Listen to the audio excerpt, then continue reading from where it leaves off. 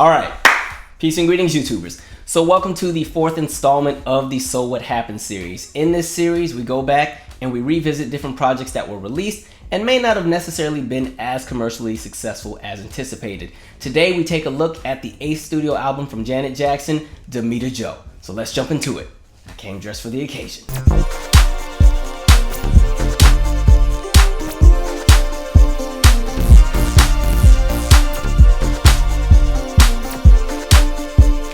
On March 30th of 2004, even with a bombardment of public backlash, a media blackout, lawsuits, and a bunch of controversy, Janet Jackson would press through and release the Damita Jo project.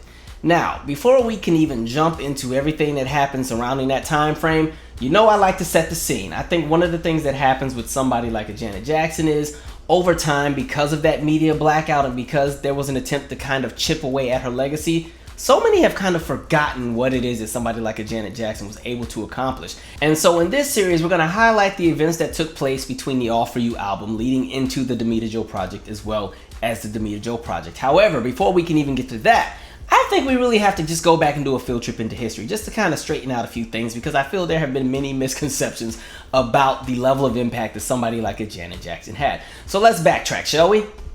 In 1974, while appearing on the Carol Burnett Show, Janet Jackson would be introduced to the world.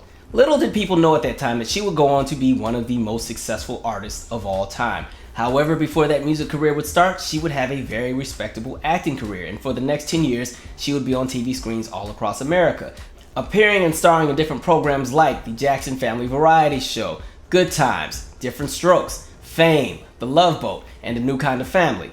During this time period, Janet Jackson would also begin to slowly dive into music, first making an appearance in 1978 on a collaborative effort with her older brother Randy Jackson on a song entitled A Love Song for Kids. She would also go on to provide assisting vocals on the early demos for Michael Jackson's Off the Wall album, as well as receiving songwriting credits on LaToya Jackson's sophomore album, My Special Love. She would also provide backing vocals on the song PYT off of Michael Jackson's Thriller album. Janet Jackson would later go on to release her first 2 albums under A&M Records, Janet Jackson as well as Dream Street, where 4 of these singles would be top 20 hits on the R&B charts. Young Love would peak at number 6 on the R&B charts, Come Give Your Love to Me would peak at number 17 on the R&B charts, Say You Do would peak at number 15 on the R&B charts, and Don't Stand Another Chance would peak at number 9 on the R&B charts in 1984. Now, before I jump into what would be the roller coaster of success for Janet Jackson, I did want to touch on one of the conversations you often hear circulated about those first 2 albums.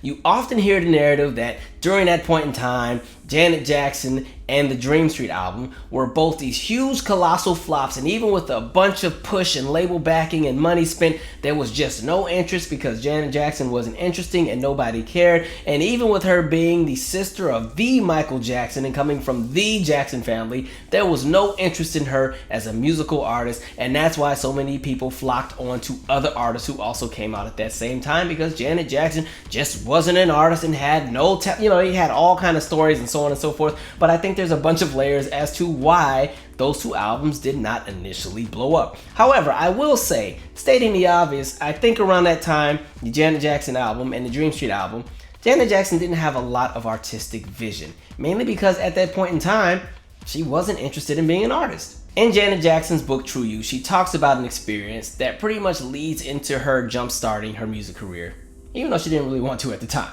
So here we go. One day I wandered up to the recording studio that had been built in my family's backyard. I just started messing around. I'd watched my brothers work there for years. I myself had written poems and short stories since I was 8. I wrote my first song when I was 9 called Fantasy, but I never thought much about it. A few years later, I began toying with the idea of writing music. There was something about this rainy winter afternoon that had me fooling around at the keyboard. Joining words to music was new for me, but I liked it. I wasn't self-conscious because I didn't take it that seriously. I was simply playing with the thoughts and sounds in my head. I didn't think that the thoughts were profound. I didn't think that the music was great. I was merely expressing myself. The lyrics were all about my teenage girl notions of loneliness and love. I was able to work the mixing board well enough to lay down my music on tracks and record my voice. And just as I didn't take the lyrics and melody very seriously, neither did I have much regard for my singing. I just did it. And after hearing what I did, I didn't even smile or feel especially fulfilled. The truth is that I didn't think about it at all. It was a few hours spent in solitude in which I was able to voice some feelings. A few days passed and I forgot about the music I had made. Then one day I came home from school and saw the door to the recording studio was open. The song that I had written and recorded was being played at full volume. My first reaction was embarrassment. When I got to the studio, I saw that Randy and my father were there. "I guess I forgot to erase the song," I said. "Why'd you want to throw it away?" asked Randy.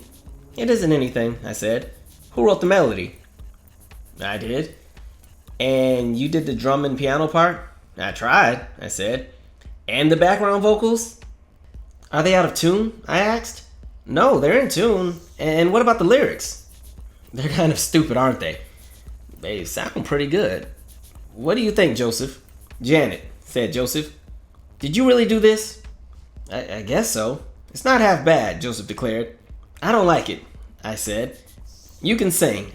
"I believe you can become a singer," he said. "I don't want to sing," I said. "I want to act.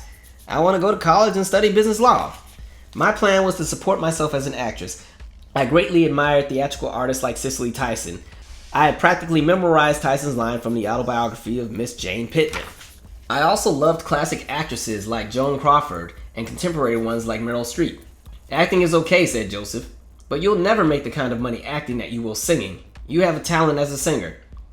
"But singing isn't really something I want to do." "Do you have more tapes like this?" Joseph asked, ignoring my last comment. "No." "Doesn't matter. It's a good start. And it gives me a lot of good ideas about where you should be going. It shows me something that I've never seen before." I didn't know what to say, so I said nothing. But deep down, I didn't feel that it was wonderful. Joseph was taking an interest in a career for me. That part was okay, but the plain fact was that I was not being asked what I wanted to do. I wanted to complete junior high, then high school, then college. There was a world of learning I wanted to explore. But before I could explain to Joseph why I wasn't interested in a singing career, my father closed down the discussion. It was his way, and that was that. A few weeks later, Joseph returned with the news. He had secured me a contract with A&M Records. I was set to do an album. I was all of 14 years old. Yes, I want to go to college. I want to go to Pepperdine. Really? Yes. It's in my neighborhood. Oh, yeah, that's right. You can come right now. Well, what are you going to study? Accounting, banking. Really? This mind boggles me. You're not going to do this the rest of your life? Well, sure. I'd have to try to do both at the same time.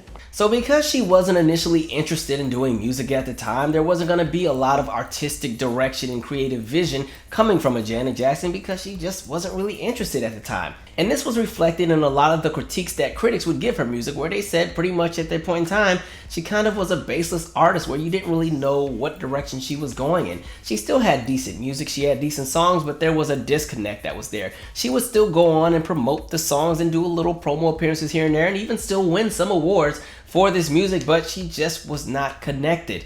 In addition, there was not going to be a lot of major label push for these albums. You often hear the idea that millions were spent and they did this massive promotional campaign to push her out there so she could be just as big as Michael, and no, that wasn't the case. There wasn't really a lot of push because they didn't know what to do with a Janet Jackson. And also, 1982 would go down as a very interesting year for black music. So let's jump into some music history.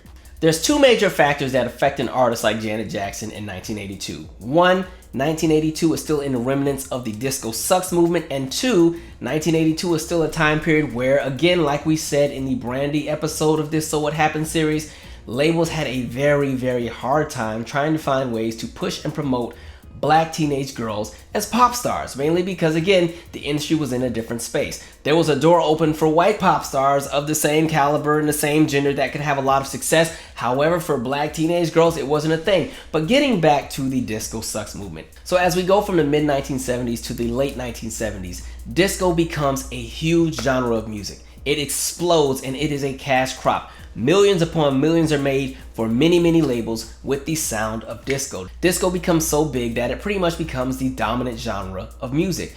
And so what happens is you have a lot of black artists that are making a lot of very expressive music, live music, and it's hitting. At the same time, because labels and companies recognize that this genre is so explosive, and at this point in time, people love to dance and go out and express themselves, and there's an entire movement that's taking place, you have a lot of rock purists who just can't stand it. They're pissed off because a lot of their favorite artists aren't catching on anymore because everywhere you go, everything has a BPM of about 120.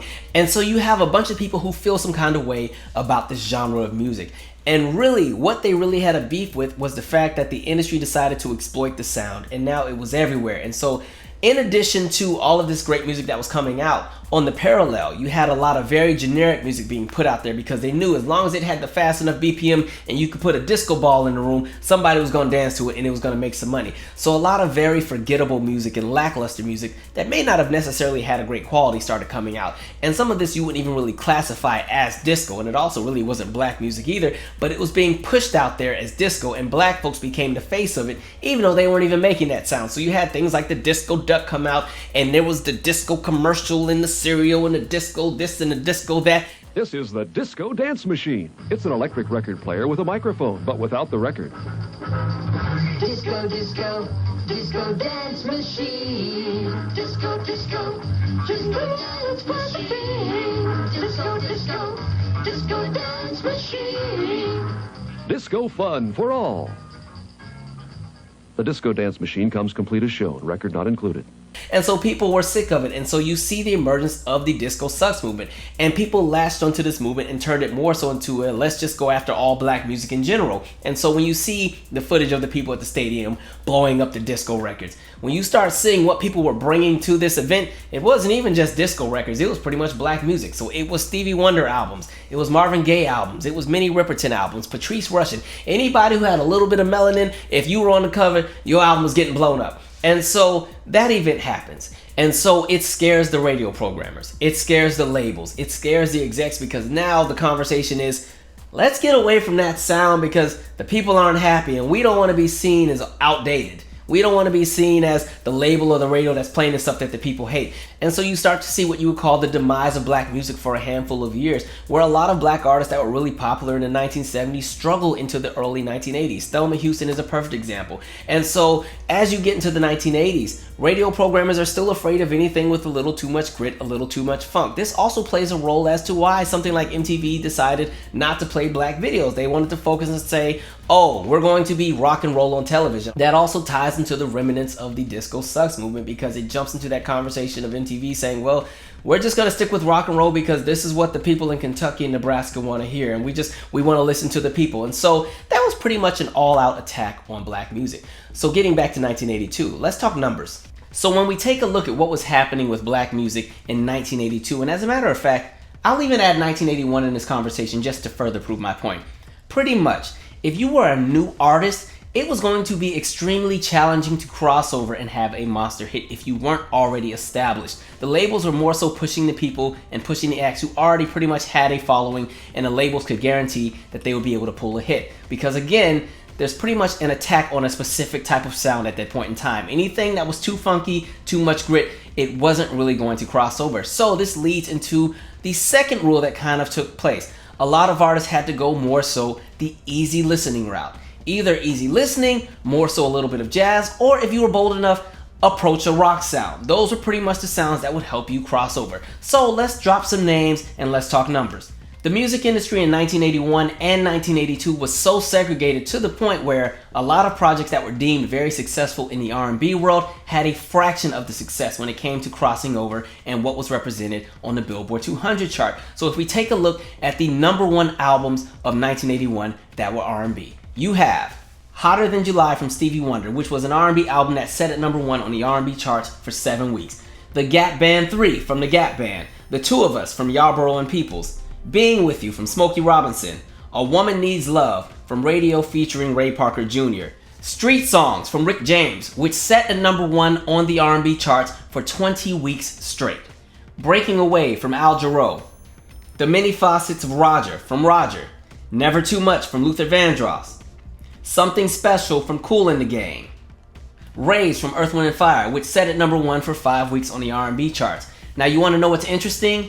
Not a single one of those albums went to #1 on the Billboard 200. Why? Because when we look at the faces of who was sitting at #1 on the Billboard 200 in 1981, these are the acts. John Lennon, REO Speedwagon, Styx, Kim Carnes, The Moody Blues, Pat Benatar, Foreigner, Stevie Nicks, Journey, The Rolling Stones, and AC/DC. And what do we notice about all of the artists who are sitting at the top of the Billboard 200? They are all white artists. Another thing you may not have necessarily caught when I gave the list of the R&B albums that were #1, These were all from established artists who had been out at least since the 1970s. Not a single one of those artists were a new artist specifically in R&B. But let's go further. Let's jump to 1982. So again, let's go down a list of #1 R&B albums in 1982, specifically on the R&B charts. Raise from Earth, Wind & Fire, again, that would spend another 5 weeks at #1 on the R&B charts in 1982, meaning that between 1981 and 1982, they spent 10 weeks at #1. The Poet from Bobby Womack, which spent 5 weeks at #1. Skyline from Sky, which spent 5 weeks at #1. Love Is Where You Find It from The Whispers. Friends from Shalimar. Brilliance from Atlantic Star. The Other Woman from Ray Parker Jr. Stevie Wonder's Original Musicarium from Stevie Wonder. Keep It Live from the Dazz Band. Gap 4 from the Gap Band, which would spend 9 weeks at #1 on the R&B charts. Jump to It from Aretha Franklin, which would spend 7 weeks at #1 on the R&B charts. Get Loose from Evelyn Champagne King. Forever, For Always, For Love from Luther Vandross. Lionel Richie. Midnight Love from Marvin Gaye, which would spend 4 weeks at #1. And again, what do you notice about all of these albums? These are all projects from R&B artists that are already established, further proving the conversation that we were having about the fact that a lot of new artists had a really hard time breaking in during this time period because labels really weren't pushing new black acts at that point in time because they didn't know what to do with them. So again, put your money into the acts that are already established and already have somewhat of a fan base, and where the labels can recoup the money they invest from the project. And again, out of all of those R&B albums that went to #1 in 1982, not a single one would go to #1 on the Billboard 200 chart, meaning that they crossed over to what you would call the mainstream audiences. And that's crazy because you have all of these albums that have sat at #1 for 4, 5, 7, 9, 20 weeks and still could not get to the #1 spot on the Billboard 200, because let's see, who was sitting at #1 on the Billboard 200 in 1982? AC/DC, Foreigner, The Gales Band, The Go-Go's, Vangelis, Asia, Paul McCartney, Fleetwood Mac, John Cougar, and Men at Work. But I want to go even further because again, when I made the mention of the fact that a lot of new artists had a really hard time breaking in, don't get me wrong, some artists would have some success, but even when you talk about what were deemed the #1 R&B singles, or R&B singles that were monster hits during that time period, literally every single hit was from an artist that was established. So if we go to 1981, Diana Ross has a huge crossover hit that actually goes to #1 on the Billboard Hot 100, specifically that singles chart, with Endless Love, as well as I'm Coming Out, Kool and the Gang, Celebration, Smokey Robinson, Being With You, Radio, A Woman Need Love Just Like You Do, Grover Washington, Just the Two of Us, The Pointer Sisters, Slow Hand, Taste of Honey, Sukiyaki, The Commodores, Lady You Bring Me Up, Diana Ross, It's My Turn, Stevie Wonder, Master Blaster, and I Ain't Gonna Stand For It. Stanley Clarke, Sweet Baby. And then when you get to 1982, Michael Jackson, The Girl Is Mine, Stevie Wonder, Ebony and Ivory, as well as That Girl, George Benson, Turn Your Love Around, Earth, Wind & Fire, Let's Groove, Diana Ross, Why Do Fools Fall in Love, Donna Summer, Love Is in Control, Quincy Jones and James Ingram, 100 Ways, Denise Williams, Miracle, Kool and the Gang, Get Down on It, and the Pointer Sisters, Should I Do It? Again, what do you notice? Literally every single artist listed in both 1981 and 1982 are well established into their careers, meaning that at least they've been out since the 1970s. So again, where does that put a space for a lot of new artists? And even when you look at the songs that were listed, many of them were easy listening. The Girl Is Mine would be the first single off Michael Jackson's Thriller album. Thriller had a bunch of really great tracks that of course were going to become these blockbuster colossal hits that will stand the test of time and people still enjoy them 40 years later. However, even the label was nervous about Michael Jackson coming out with something that might have a little too much grit and too much funk in the beginning. So let's play the safe role and release this duet that's with Paul McCartney called The Girl Is Mine, because it's safe enough to play on adult contemporary radio stations. Nice and safe. Even if you look at the early promotional commercials for the Thriller album. Let's just find it real quick. Let's go to the clip. Girl is mine. The girl is mine. Michael Jackson's Thriller. The excitement never lets up. Available in all Sam Goody stores for $6.99 LP, $7.49 tape. You see how peaceful and collective and tranquil that commercial was? Based on what was presented, you wouldn't realize that a song like PYT or Baby Be Mine would be on that album. You know, you wouldn't recognize a song like Thriller, or Beat It would be on that album because they had a nice, safe approach that would be easy for everybody to pretty much absorb and consume. And so these were the songs that were able to successfully cross over and find their way into the top 10 on the Billboard Hot 100. But you also notice that a lot of R&B favorites that were huge hits during that time period are not on the list. Specifically a song like Rick James' Super Freak. As big as that song was, and the fact that it was the anchor to the Street Songs album that would help it sit at #1 on the R&B charts for 20 weeks, yet the song could not break into the top 10 on the Hot 100 and it peaked at number 16. This is just where the music industry was at that point in time. And again, when you bring in the conversation of MTV, one of the reasons a lot of those huge blockbuster albums on the Billboard 200 charts, and I'm talking about the white artists that were having all this success, these are the artists that were being allowed to be played on MTV. None of those 1981 and 82 artists that were R&B artists or black artists were getting any kind of airplay. So automatically, as MTV is growing and the idea of the music video is becoming bigger and new audiences are being formed and there's a new element for exposure, black artists are being left out.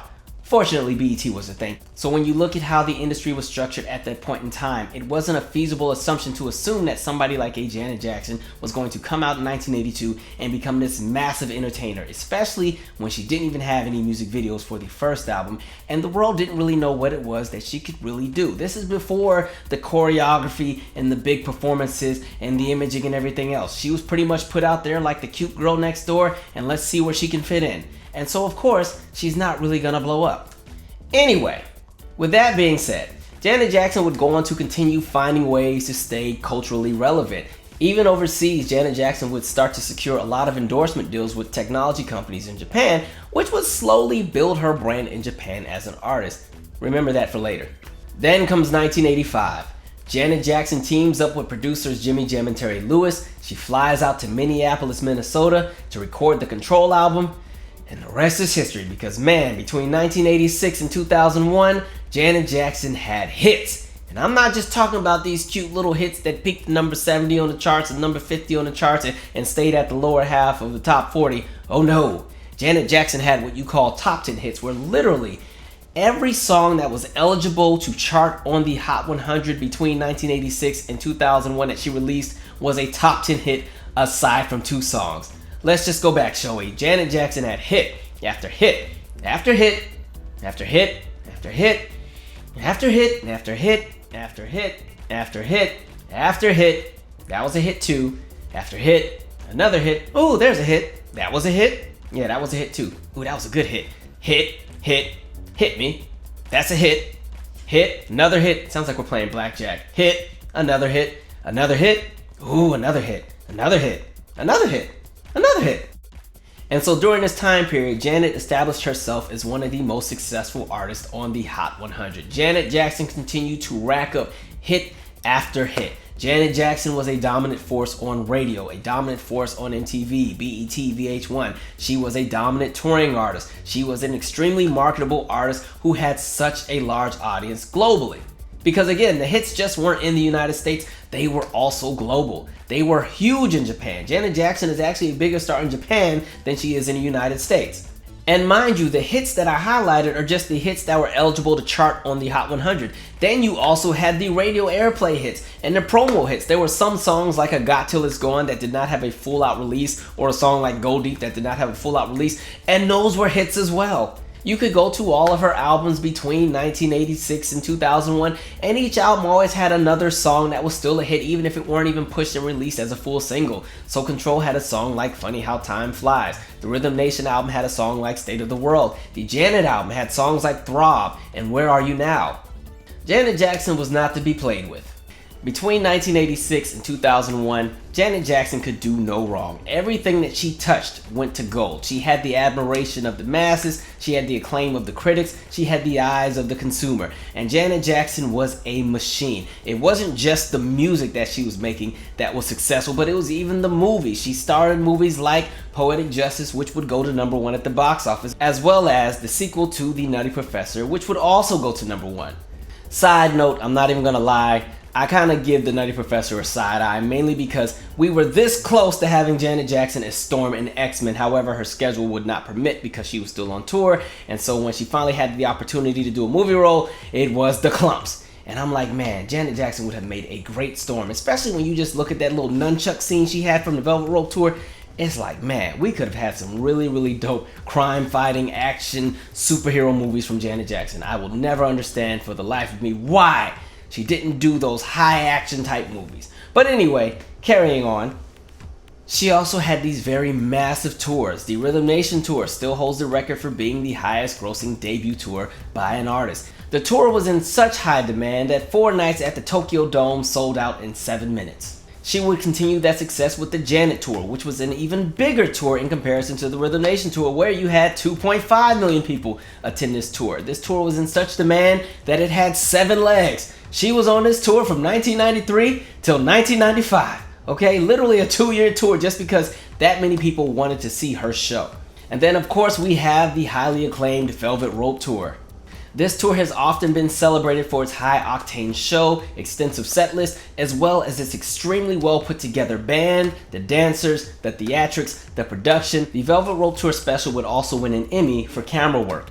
And again, this was another tour that was highly in demand. It was to the point where Janet Jackson broke the attendance record and still holds the attendance record at Aloha Stadium, where they had to find an additional 3,000 seats to squeeze in the extra seats that were sold because the arena could only hold 35,000 and somehow she sold 38,000 tickets. Janet Jackson would also have the All For You tour, which would be one of the most in-demand tours of 2001. When it came to touring, Janet Jackson was the standard at that point in time. And it wasn't just in demand for the consumer and for the audience. It was in demand for those who wanted to work in the crew or in the band or be a dancer. A lot of people would often leave another tour to go and join Janet Jackson on hers. A prime example would be somebody like a Shawnette Hurd, who had left Michael Jackson's History Tour to go with Janet Jackson on the Velvet Rope Tour. People were even leaving the Britney Spears tours to go and tour with somebody like a Janet Jackson. The concerts would even become ratings gold when they would air on TV. In 1990, when the Rhythm Nation tour would air in the country of Japan, it became one of the highest rated programs for that evening. In 1998, when the Velvet Rope Tour would air on HBO, it would become one of the highest rated concert events for the network, pulling in over 15 million viewers. The All For You tour would fare just as well in 2002 when it would pull in an estimated 12 million viewers for the HBO network. In addition to the hits, the movies, and the tours, Janet Jackson would also be deemed as a sex symbol as well as a fashion icon. And not just fashion in relation to clothes, but also fashion in relation to hair. Janet Jackson would also help to popularize many different hairstyles that would become popular trends within different periods of time.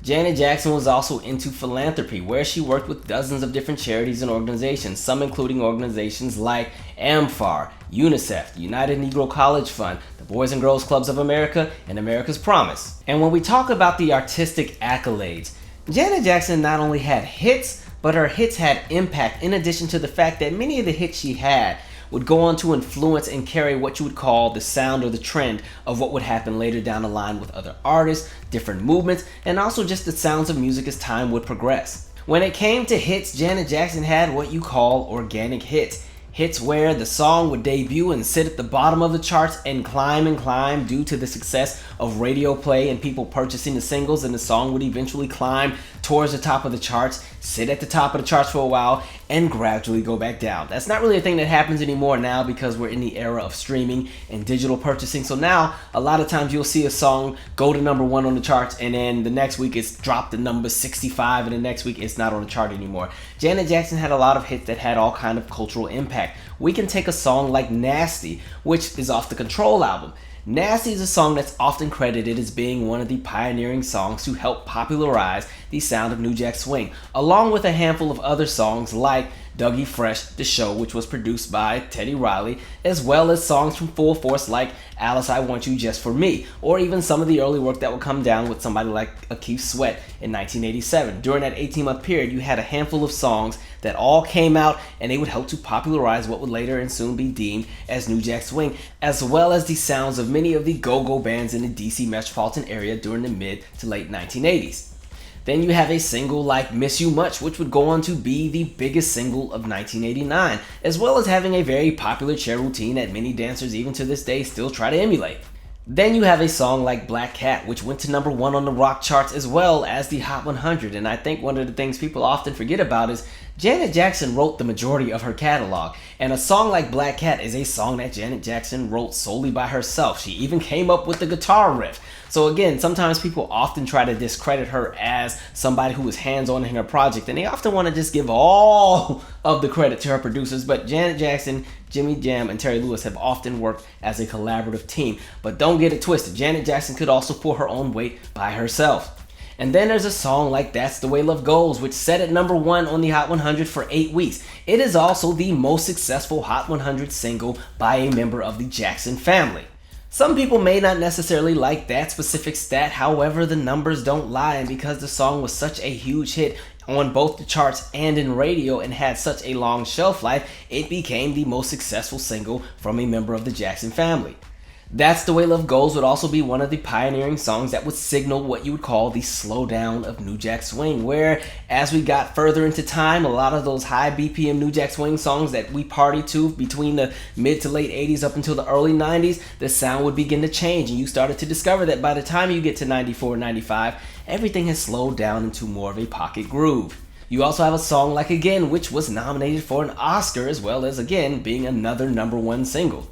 I often highlight this song because around that time period, people often looked at Janet Jackson as just an artist that was going to do the big time stadium singles and have the big choreography numbers and the big budget videos. However, this was a song that was more laid back, where it's just Janet Jackson and a piano.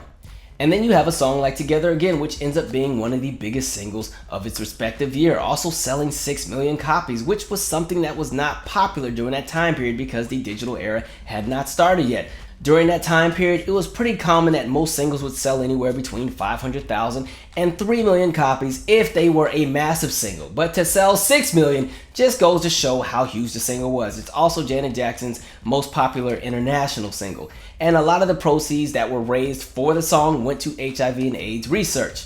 And then there was the single All For You, which would become the biggest single of 2001, as well as the second most successful single from a member of the Jackson family. So like we said, Janet Jackson had hits, and they weren't just hits because the songs were good and very successful at radio and were very catchy and had these really popular hooks, but Janet Jackson also had really great videos to accompany these singles. Her videos were these giant, massive projects, and just like some of her peers in what you would call the MTV generation, like a Michael Jackson and a Madonna, these were artists where every single time they came out with a music video, it was an event. Their videos would push different boundaries. Their videos would set different standards. Their videos would be the conversation for weeks and months to come. Their videos would become what you would call the standard of how to entertain audiences visually.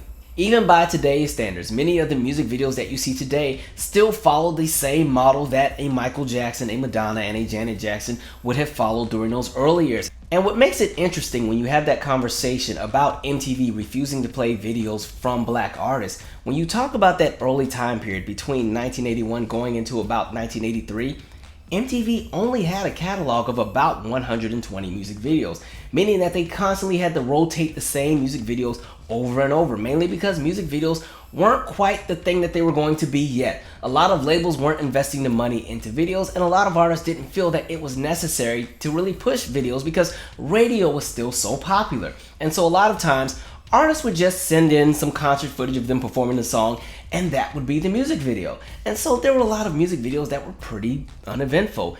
And so when you got artists like a Michael Jackson who decided, you know what, music videos need to be more than just a performance. They need to be an entire experience. When you had Michael start that trend, and you had Madonna and Janet and others follow suit, and Whitney and Paula and some of the later ones that would come down the line, you saw pretty much an entire transformation of how music videos would be interpreted and presented. And this is why today, music videos have become what they are. But getting to my point, because Janet Jackson had such great music videos, that played a massive role into the success of many of her singles. This is why 3 of her albums are considered what you call blockbuster albums, where they were extremely successful on the Hot 100. The Control album had 5 top 5 singles on the Billboard Hot 100. The Janet album had 6 top 10 singles on the Hot 100, 4 of them being top 5. And the Rhythm Nation album still holds the record for being the only album in history to have 7 top 5 singles from one album, 4 of those singles becoming #1 singles. And had the song State of the World had a full release, that song would have likely entered the top 10 on the Billboard Hot 100.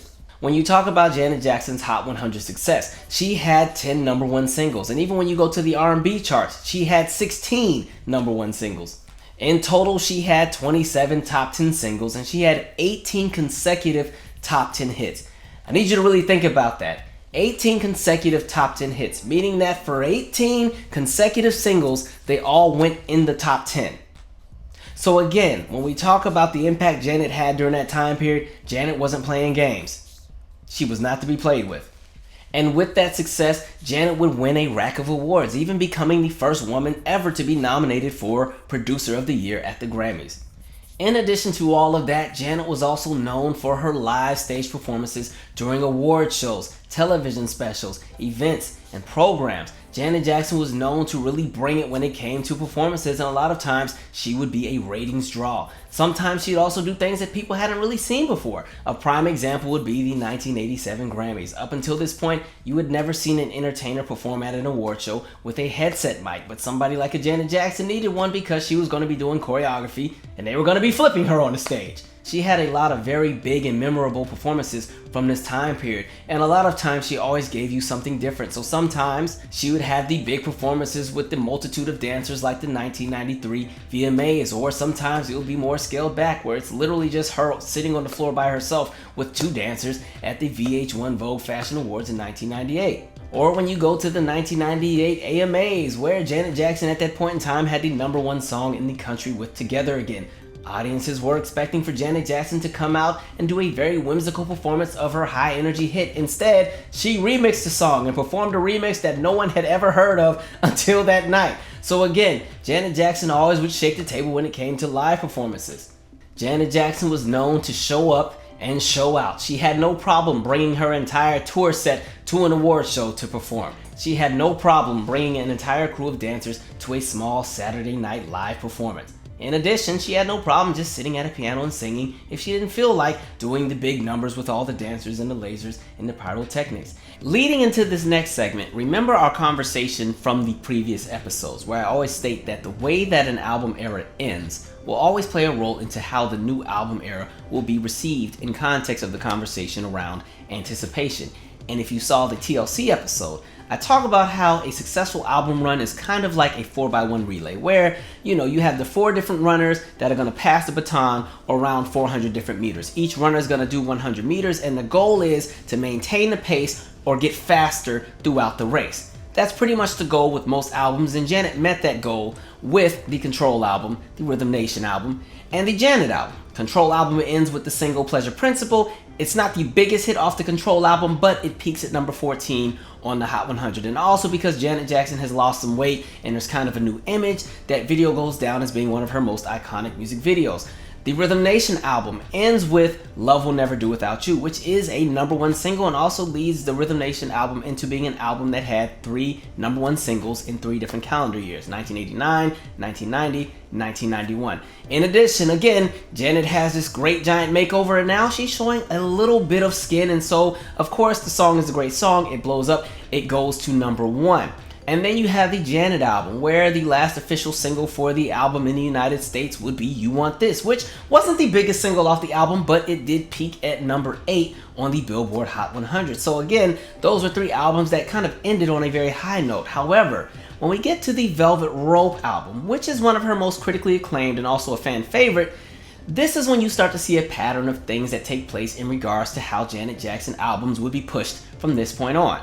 If we were to look at the Velvet Rope album era like a 4x1 relay, the first leg you could say would be the release of Got Till It's Gone, the album release, and the single Together Again. The first leg actually starts out pretty slow, mainly because Got Till It's Gone is a single that is not eligible to chart on the Hot 100. Mainly because up until the summer of 1998, in order for a song to chart on the Hot 100, it had to have a commercial release in the United States, meaning that you could go to the store and pick up the actual single, in addition to the streams that would come from radio play. Fortunately, the song would still go to number 12 on Rhythmic Airplay, number 3 on the R&B hip hop charts, and would still be a top 10 hit in 9 countries. But really, the album did not take off until the release of the very successful single Together Again, which would be a top 5 hit in over 17 different countries, as well as going to number 1 in the United States. Together Again was such a massive and successful single that it kind of played a role into how I Get Lonely would be received overseas, which could lead into the second leg. And the second leg is a little busy. Janet is still riding the success of Together Again to the point where even though I Get Lonely has been released, Together Again is still such a huge hit internationally that it's still doing better than I Get Lonely at that point in time. However, I Get Lonely is a very successful single. It goes to number 3 on the Billboard Hot 100 and is a top 10 or a top 20 hit in different countries around the world. However, the song was still taking a backseat to the success of Together Again because they would just not let the song go. Which leads into the single Go Deep, which again has a very complicated setup like the single Got Till It's Gone. It does not have a commercial release in the United States, making it ineligible to chart on the Billboard Hot 100. However, it still peaks at number 8 on the Rhythmic Radio charts and would be a top 10 hit in 2 countries. Janet Jackson would then appear on the collaborative single with artist Shaggy for the How Stella Got Her Groove Back soundtrack with the song Love Me, Love Me. However, due to the fact that Janet Jackson was overseas on tour and not in a capacity to return to the United States to shoot a music video, Janet Jackson would not appear in the music video. This is something that would enrage the artist Shaggy, in which I feel like he does have a viable reason to feel some kind of way. You know, you get one of the biggest artists in the world to be on your song and then you can't even really push and promote it the way you wanted it to be because they're not available. However, Shaggy decides to go on a promotional campaign, literally bashing Janet Jackson and talking about how difficult she was to work with and how she was uncooperative. This would then stir up some additional smoke with Janet Jackson's record label because at that point in time, Shaggy was planning to add the song to his album. But after his remarks about Janet Jackson, Janet's label Virgin said, "Oh no, you won't be releasing this song, not with our artist that you just trashed for the last 2 weeks. Sorry, you can't have the song with Janet's vocals." So in the year 2000, about 18 months after the initial release of the Janet Jackson and Shaggy version of the song, Shaggy would go back in the studio with artist Samantha Cole to re-record the song Love Me, and it would appear on his Hot Shot album. He would then release the song as his third single after It Wasn't Me and Angel in May of 2001. In 1998, the Janet Jackson and Shaggy version of the song would peak at number 75 on the Billboard Hot 100. This would be the single that would end Janet Jackson's 18 consecutive top 10 single run on the Billboard Hot 100 charts. Also at this time, Billboard had just changed their rules in regards to what would make a song eligible to chart on the Hot 100. Now, songs that did not have a full commercial release could be eligible to chart on the Hot 100 based on radio airplay alone. However, that would mean that the radio airplay would have to be so massive that it would have enough impact to pull a song up the charts. If you follow this series, you remember we talked about the massive success of Aaliyah's Try Again. And so in the year 2000, Try Again would be one of the first songs to go to number 1 on the Billboard Hot 100 based on radio airplay alone. And again, that's because the song had so much airplay and was so well received, it was this monster hit. And just imagine what it could have been had it had a full commercial release at that same point in time. So when it came to the song Love Me, the song had moderate airplay, but not enough that was going to really push it into the forefront. And even if a full single would have been released commercially, the song would have still probably sat at the bottom of the top 40. However, at this point, Janet has embarked on the Velvet Rope Tour, and this would be a very massive and very successful tour on many continents. The tour would also feature opening acts Boyz II Men, Usher Raymond, NSYNC, and 98 Degrees. If we're talking legs of the Velvet Rope era, pretty much the first 2 legs would be the album era, because by the time we get to what would be the third leg, the momentum for the album would slow down and literally the sales would be carried by the success of the tour. Janet Jackson would also release the promotional single overseas entitled You, which would serve as a vessel to help push and promote the tour. The song would not be released in the United States or sent to US radio. The Velvet Rope Tour would continue to successfully push and promote the album. The HBO special would also help the album see a boost in sales after its airing on HBO. The last and final single would be the song Every Time, which again did not have a full release. However, with the new changes to Billboard, the song would be eligible to chart based on radio play. However, the song did not get a lot of push at radio, and the song would miss the Hot 100 in total. So when you're looking at an album like The Velvet Rope, it really just honestly had 2 singles, if we want to be honest. As far as 2 singles that got what you call the Janet Jackson push, it would have been Together Again and I Get Lonely. All of the other singles did not have the same push. Now I will say Got To Let's Go On had some really great push overseas, maybe not necessarily within the United States because of the conversations around the release. There was also a lawsuit surrounding the song, so that may have played a role as to why Got To Let's Go On did not have an official release. But honestly, the Velvet Rope era would really only have about 2 strong legs. If we could make a 4th leg, it would have been her collaborative efforts with additional artists. In May of 1999, Janet Jackson would appear on the collaborative effort with the group Blackstreet on the song entitled Girlfriend Boyfriend. The song would also feature rappers Eve and Ja Rule, and there would also be a $2 million music video shot. However, because Blackstreet was in a space where they were fighting and not getting along, the song would not be promoted.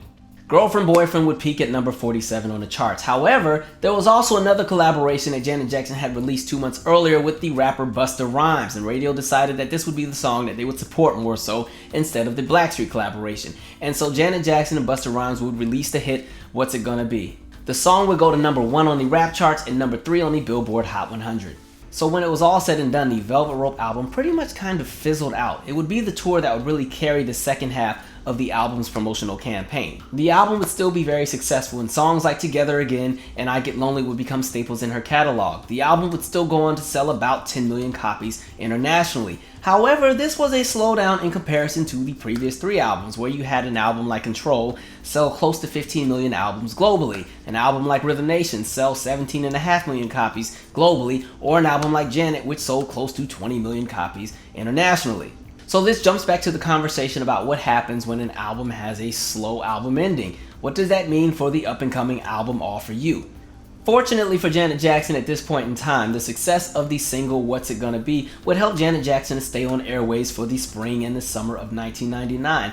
Also at this point in time, Janet Jackson is starting to be seen as a veteran in the music industry, which is a good thing for her because it allows her flexibility to pretty much do what it is that she wants. And that's pretty much how the Velvet Rope album was pushed. Mainly this is an album that you could say was very transitionary and was not really an album that was front loaded with a bunch of songs that would be radio friendly, but more so songs that reflected where Janet Jackson was as an artist, which is why that album is heavily acclaimed. As the spring and summer of the year 2000 would approach, Janet Jackson would be featured in the sequel to The Nutty Professor, as well as releasing the single Doesn't Really Matter. This would go on to be her 9th number 1 single. If you follow my R&B is Dead series, I always talk about how soundtracks are always a really great way to stay musically relevant in between albums. It's a great way to build up anticipation. Because The Velvet Rope had such a quiet finish, and 1999 was a pretty quiet year for Janet Jackson musically, aside from the collaboration with Busta Rhymes, Doesn't Really Matter would be the perfect segue into setting up anticipation for the next project, which would be the All For You project. Janet Jackson would also appear on MTV's Making the Video for Doesn't Really Matter, and the video would be a staple on all of the major music video networks. On March 6th of 2001, the single All For You would be released. It would be a single that would appear on her 7th and upcoming album by the same title. The anticipation for the song was so high that the song All For You was added to every pop, rhythmic, and urban radio format in the country. This would be a record that nobody would hold until Lady Gaga broke it with the release of Born This Way. When we talk about ads to radio, pretty much all that means is the song is sent from the label to the radio stations, and radio programmers have a choice as to whether or not they're going to play the song. And a lot of times when it comes to radio, it's kind of a watch and play game, where a lot of times smaller markets will watch and see what the larger markets are doing and then follow suit. So pretty much if your song does not catch on immediately in places like Atlanta, Los Angeles, New York, sometimes it's harder to get radio airplay in some of these smaller markets like a Portland or a Denver or a Seattle. However, in this moment, all of the radio programmers wanted the song. They all wanted to be the first to get the Janet Jackson single, and so the song is a monster hit. It debuts at number 14 on the Billboard Hot 100 and immediately goes to number 1 and would sit there for 7 weeks. All For You was a monster hit. Like we said earlier, it would go on to be the biggest hit of 2001 in the United States. In addition, the video was extremely popular and received a lot of airplay on the major music networks. The success of the song All For You would mark a resurgence for Janet Jackson, and to Janet Jackson's benefit, she appealed to multiple audiences: pop audiences, R&B audiences, the younger audiences, the older audiences. Janet Jackson is now in her mid-30s, however, she has appeal all across the board, and because a song like All For You is getting so much airplay on radio and so much airplay on the major networks, she's appealing to different audiences and has a lot of pull internationally. MTV would also launch the special Icon, which would honor the accomplishments of the artist Janet Jackson, where she'd be honored by her peers and also what you would call her musical children. When we say children, we're just talking about the people she influenced. On April 24th of 2001, Janet Jackson's 7th studio album entitled All For You would be released. Janet Jackson would go on an extensive promotional campaign in Asia, Europe, and the United States, and the album would debut at #1, selling 605,000 copies in its first week. 4 weeks after its initial release, the album would already be certified double platinum. This was Janet Jackson's fastest selling album ever. It was selling faster than Control, selling faster than Rhythm Nation, selling faster than Janet, selling faster than The Velvet Rope. The album would receive very positive reviews and be highlighted for its bright and upbeat music. The response to the All For You album would also highlight the fact that Janet Jackson was a very successful albums artist. And not just albums as far as actual sales, but albums as far as how people received them. At this point, she now had 5 consecutive albums that had critically acclaimed reviews as well as really great sales. In addition, Control, Rhythm Nation, Janet, The Velvet Rope, and All For You were all very different sonically. This was one of the things that critics would celebrate Janet Jackson for, always bringing something different to the table. You never knew exactly what it was that you were going to get when she came out with an album. You knew it would have some high energy, but you never knew the direction in which her albums would go. This would help to solidify her as one of the most decorated artists of all time, both commercially, artistically, and critically. On June 12th of 2001, Janet Jackson would go on to release the second single, Someone to Call My Lover. Production-wise, Someone to Call My Lover would blend the classical song Gymnopedie No. 1, a song from 1888, with the soft rock song from 1972, America's Ventura Highway. Critically, the song would be very well received and serve as a highlight on the All For You album. In addition, a music video would be shot, and again, the video would be a staple on networks like MTV, BET, and VH1. The song would peak at #3 on the Billboard Hot 100 and remain there for 3 weeks. The song had a possibility to go to #1, however, there were 2 really big songs that were out at the same time. J-Lo and Ja Rule's I'm Real remix and Alicia Keys' Fallin'. So far, everything is going amazing for Janet Jackson. If the All For You album era were a 4x1 relay race, leg 1 would definitely be the release of the All For You single and the All For You album, both going to #1, the single for 7 weeks and the album being her highest first week sales ever, as well as being her fastest selling album at that point, going double platinum in 4 weeks. The second leg of this 4x1 relay would be the release of Someone to Call My Lover and the sustainability of the album as far as it continuing to sell really good numbers throughout the spring and the summer of 2001. Janet would also go on to announce the All For You tour. This is when things get a little sketchy, and I guess this could almost kind of be our third leg. So, one of the things that happens, the initial plans for the All For You tour. Janet Jackson would tour the United States from July of 2001 until October of 2001. Then she would be off to Europe, where the European leg of the tour would run from October of 2001 until December of 2001. Then she would head to Japan, where there would be a Japanese leg in January of 2002, and then she would finish a second US leg in January and February of 2002. There's just one problem. 3 things would all take place about a month and a half before the European leg of the Janet Jackson All For You tour. The 9/11 terrorist attacks would take place. The following week on September 18th would begin the scare of anthrax, where many Americans were afraid to open their mail because anthrax had been sent to many different public figures, politicians, and journalists. And the United States would invade Afghanistan on October 7th of 2001. With a heightened uncertainty in relation to international travel, restrictions, safety for concert goers, Janet Jackson, and the touring crew, as well as the fact that the world literally stopped for about a month, it was decided that it would be best to cancel the European leg of the All For You tour. I do believe that had the European leg of the tour been scheduled for the spring of 2002, it would have still been a possibility, but there's a little bit more to uncover when we get to that portion of 2002. If you go back to those first 2 months after the 9/11 terrorist attacks, the world was one crazy place. If you remember, in the United States, they had what you call the elevated terror threats, where on Mondays the level would be on yellow, maybe it was on orange, but there was a color system where it was red, orange, yellow, green, and blue. And so with all of that taking place, and again, conversations around what was happening internationally, it just seemed like it would be the best thing to do at that moment in time. However, it would be something that would be very damaging for somebody like a Janet Jackson when it came to touring Europe in the future. Oftentimes, when there's some kind of terror threat or some kind of international military action that's taking place around the world that involves the United States, civilians tend to be the highest at risk. And so the idea of having an entire arena tour in Europe so shortly after 3 major events have just taken place may not necessarily always be the best idea. Now this would enrage a lot of fans, but for Janet Jackson's team, they felt the last thing we want is a repeat of something that happened at the Munich Olympics in 1972. And with someone of Janet Jackson's caliber, there is a possibility that something could possibly happen at one of the events as a retaliation against the United States. Compared to the events of September the 11th, which forced Janet to cancel her European tour. Was that out of respect? Was it a danger? How did you come about to make that decision? It was a really, really tough decision for me to make. I mean, I cried about it. I didn't want to put the crew in danger. I didn't want to put the audience in any danger, as well as myself. The cancellation of the European leg would heavily slow the momentum of the album overseas in Europe. Janet would go on to continue the US dates of the All For You tour. Please ask all of you to join me for a moment of silence to remember those who have died or were hurt, and to pray for their families, their loved ones, our country, and for peace.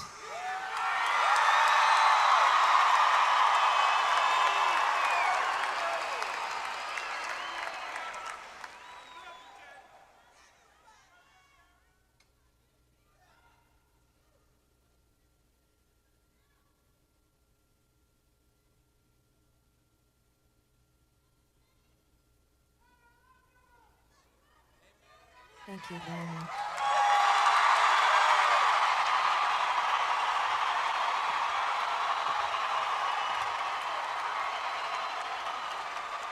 On November 20th of 2001, Janet Jackson would re-release the All For You album. On this new version of the album would be 2 remixes of the up-and-coming single, Son of a Gun. Also noticeably missing would be the raunchy song, Would You Mind? On December 10th of 2001, Janet Jackson would go on to release the 3rd single from All For You, Son of a Gun. She would also appear on MTV's Making the Video to promote the song. However, a lot would take place that would definitely have a major impact on the success of the single Son of a Gun. In November of 2001, Janet Jackson's label, Virgin Records, would merge with EMI Records. Now, every artist can tell you this. The last thing you ever want to happen while you're in the middle of promoting an album is for your record label to merge with another one. Mainly because this means a lot of execs are going to go out of the door, a lot of teams are going to change, your artist and repertoire is going to change, the artist development is going to change, marketing is going to change, the budget is going to change. Sometimes the projects just get canned. And so your best bet is when you release an album to already have the album released and have fully promoted all the singles you want to promote and have gone on the tour that you want to go on, and hopefully your album is already said and done with before there's a merger. Or you'd rather want to be on the other end of the merger where the merger is already taken place, and God willing, you have a good enough team that will still push your album. But if you have an album that is out and there's a merger right in the middle, everything is going to change. You never know what's going to happen. Virgin Records at that point in time was having a very serious financial crisis. Then in January of 2002, new label mate Mariah Carey would be released from her contract with Virgin, which again was a multi-million-dollar ordeal. She had already signed a 9-figure deal with the label, and when she left, there was a $28 million settlement where $21 million would go directly to Mariah Carey. With the merger, the financial hardship, and the $28 million exit of Mariah Carey, budgets would be cut across the label in regards to promotion. This would therefore end the promotional campaign for the All For You album. The single Son of a Gun would peak at number 28 on the Billboard Hot 100. One of the other things that existed with the single Son of a Gun that made it not really necessarily work was the fact that they waited too late to release the single. At this point, it had been about 6 months since a single had been released.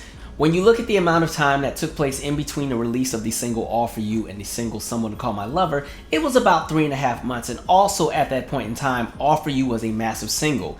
When you look at the distance between Someone to Call My Lover and Son of a Gun, it was a 6-month wait, and at this point in time, Someone to Call My Lover has come and gone. And so it's almost like trying to reignite your album, but at the same time, we just talked about all the financial hardship that happened at the label, so Son of a Gun did not really get the major push that a single like Someone to Call My Lover or All For You would have gotten. Also, radio just didn't really know what to do with Son of a Gun. It was a very different single for an artist like Janet Jackson. The video was amazing, she looked great, and of course with Missy Elliott on the song, it would have been assumed that the song would easily go into the top 10, but I think with the amount of time that took place in between singles and the fact that the album's momentum had slowed down, Janet was really focused on finishing the US leg of the tour.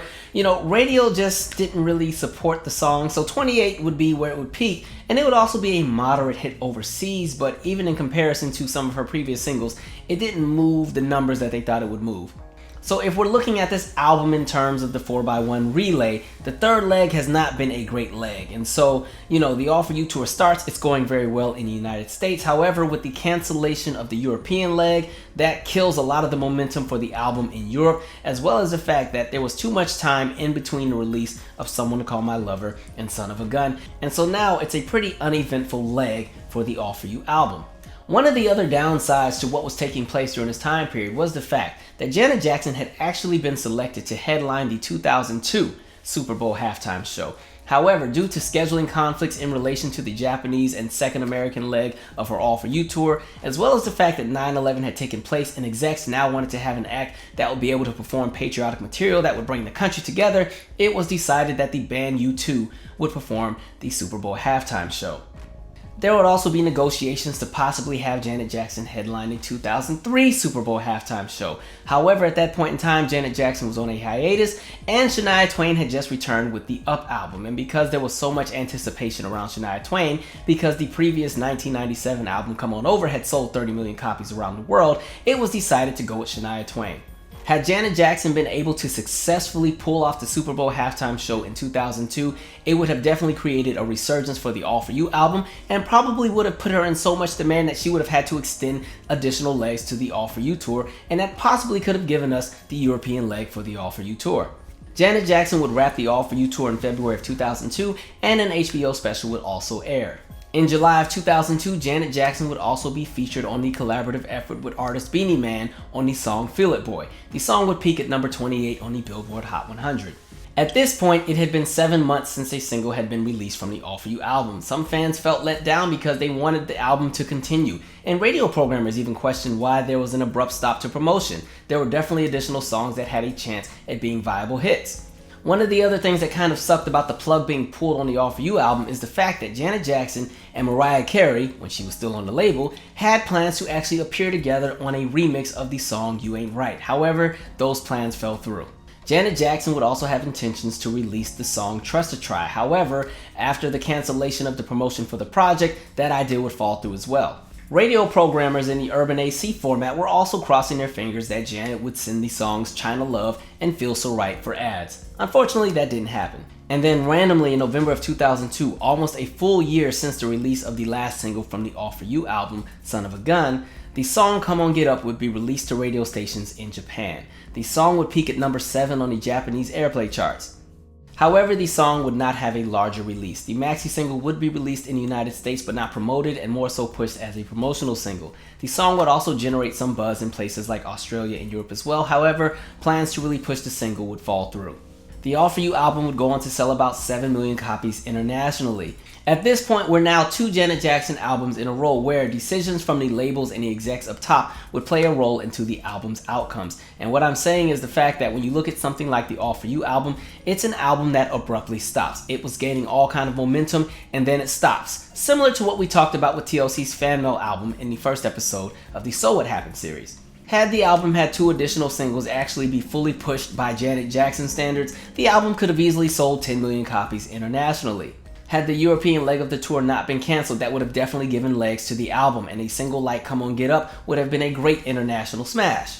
If we had to pick a 4th leg for this All For You album in regards to the 4x1 relay race, it most likely would have been the top of 2002 with the finishing of the All For You tour, then the long silence leading up until the release of the song Feel It Boy with Beanie Man, then an additional long silence with the quiet release of the song Come On Get Up in Japan. And that would be the All For You album.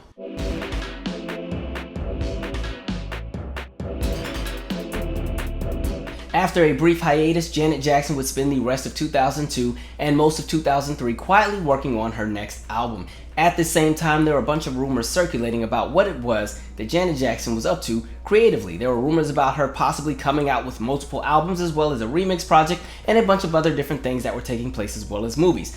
In addition, there were conversations about the status of her relationship with Jermaine Dupri because rumors had started to circulate that the two of them were an item. These rumors would start to circulate shortly after Jermaine Dupri remixed the second single from the All For You album, Someone to Call My Lover, and also appear in the remix video. As we would come into the year 2004, it would also be announced that Janet Jackson would be headlining the MTV-produced Super Bowl halftime show, also featuring acts like Jessica Simpson, P. Diddy, Nelly, and Kid Rock. For Janet Jackson, this could be a move that could catapult her into an even larger stratosphere of success. And for Janet Jackson fans, this news was exciting because it pretty much confirmed the fact that this would be the kickoff for the next album. You know how these cycles kind of work. The artist goes, they perform at the Super Bowl halftime show, they have an amazing performance, and after that performance, there's usually some kind of announcement. Either an announcement about a tour, or maybe they release the next single, and because there's so much buzz from that outstanding performance that they had, the single is automatically gonna be a hit. And they push the single, they go ahead and shoot the video is a staple on all of the major networks, the prep is all set up for the album comes out, the album is a smash, you do the tour, the album is very successful, you win a bunch of different awards, you sweep a few award shows, and then there are even more accolades to add to your resume. That was the plan according to fans. However, none of that would take place. On February 1st of 2004, Janet Jackson would perform at the Super Bowl halftime show, and initially everything was going to plan. Jessica Simpson would come out with a marching band and pretty much introduce the show. Janet Jackson would come out and perform the song All For You. She would go backstage and do a wardrobe change. While she was backstage, several other artists would come out and perform. Nelly, Kid Rock, and P. Diddy. Janet Jackson would then return to the stage where she would do a medley of the song Rhythm Nation as well as The Knowledge. Then the world would change for Janet Jackson as we know it. Justin Timberlake would come out and the two of them would perform a version of Justin Timberlake's single Rock Your Body. Justin Timberlake would reach across Janet Jackson's chest, rip her costume, therefore exposing her breast that was covered by a nipple shield. When this all initially aired, I did not even see that portion of the show. I actually was on the phone with a friend because I'm kind of one of those music dork people that like to be on the phone with somebody else that also likes music so we can critique and talk about everything while it's airing. And so as the show was going off, I was already rambling to my friend about how good the show was, but I wish she would have added If or another song to the set list, and why did they have to add the other people? It should have just been Janet by herself. And meanwhile, the friend is on the phone just dead silent. I'm like, what's wrong with you? And they're like, her breast just came out. I was like, no it didn't. I don't know what you're talking. No it didn't. And so, of course, I was recording it.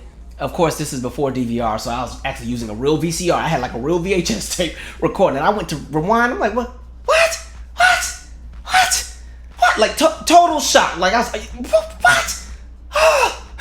And I was like, oh God, I have to go to school tomorrow. And everybody knew that I was a big Michael and Janet fan, and I knew that I would be getting fried up at school the next day. So it was a horrible night for me. But literally, from the moment that that breast would become exposed, the world would change for Janet Jackson, and a shockwave of controversy and backlash would take place. Now, before I get into the firestorm of backlash and the blacklisting and the media blackout, can I just quickly say what I think was supposed to happen in those last moments?